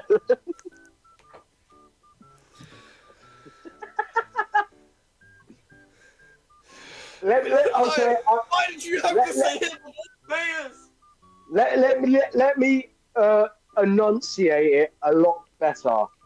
I would sign Destiny Udogie from Spurs if they got relegated. Is that better? Fuck's sake. Man said enunciate. Oh my fucking god! True, it is. As I was thinking, as I was watching that clip, the fifth moment is Melon drunk on stream. It's Melon drunk on stream. So, Unal free kick. It's the Saliba and Alfred were in the same stream. What was the other one? The League Gunner raid. And the Melon drunk on stream. That's the five. If I had to like sum it up, those are my top five, not gonna lie. When was Melon drunk again? It was on a old it was a stream with me, Alfie and Melon. I can't remember what stream it was. But Melon was fucked up. Melon was drunk off Jägermeister Warrior. And then he said something like Prime said something in the chat like Melon would do anything when he was drunk if he's drunk, and Melon was like, yeah, if I have a few more of these I'll do you, Prime, innit? And like I'm like, bro, that's gay. And then someone clipped it up, and it's so bad that he doesn't even want me to play that clip. Bro, he was saying gay shit, bro. This guy was moving mad, bro. He was moving mad. He was like, if I have a few more of these, I do you, bro, in it. And I'm just like, bro, nah, I can't. Nah, he would get pissed off at me if I play it. He's celebrating Bowen's goal when West Ham beat Arsenal. I have that moment clipped up. Do you know what? That's up there. And I wasn't even trying to like celebrate Alfie's face or anything. I just couldn't believe we were 1-0 up against Arsenal. That watch along was one of the most nervy watch alongs I've ever done. Because by the way, I was sitting on a chair that was tilted forwards. And it was pissing me off because I couldn't celebrate that week properly because I didn't have a fucking chair. I had to sit on my bed. I had to sit on my bed, bruv. I didn't have a chair with proper back support. That chair was leaning forward. I had to just sit on it for a watch along. It was so annoying. I was basically leaning, standing up. Like, it was so jarring. So jarring. But yeah, I can't play the clip. I can't play the clip. You singing blow the whistle. Blow the whistle. Bro, when they had a free kick at the end here, and Mavropanos fucking fouled Odegaard, I think it was, and then I was nervous, and then they put Sterling on a free kick. They put Sterling on a free kick and went straight into the wall. Declan Rice was off the pitch at this point, so thank God Declan Rice didn't score his first free kick for Arsenal against West Ham. But that was fun. That was fun. That was fun. Alright. Thank you guys. It's nearly been 4 hours. I'm not going to run it 2 to 4 hours. But, guys, we're going to be redirecting to TJ Warren. We're going to be redirected to TJ Warren TV. I want you, man, to say Mike's Raid in the chat, bruv. Say Mike's Raid in the chat on TJ's channel. And if you're not subscribed to TJ already, make sure to. He's on the road to 2K. He's on 1.7K subscribers. So, big up to everyone. Thank you for 1K. Thank you for 1K. And thank you for witnessing the journey. This is the journey. This is the best shit you don't know about me now. Now you know. And yeah, I'll see you guys later. Take care and peace.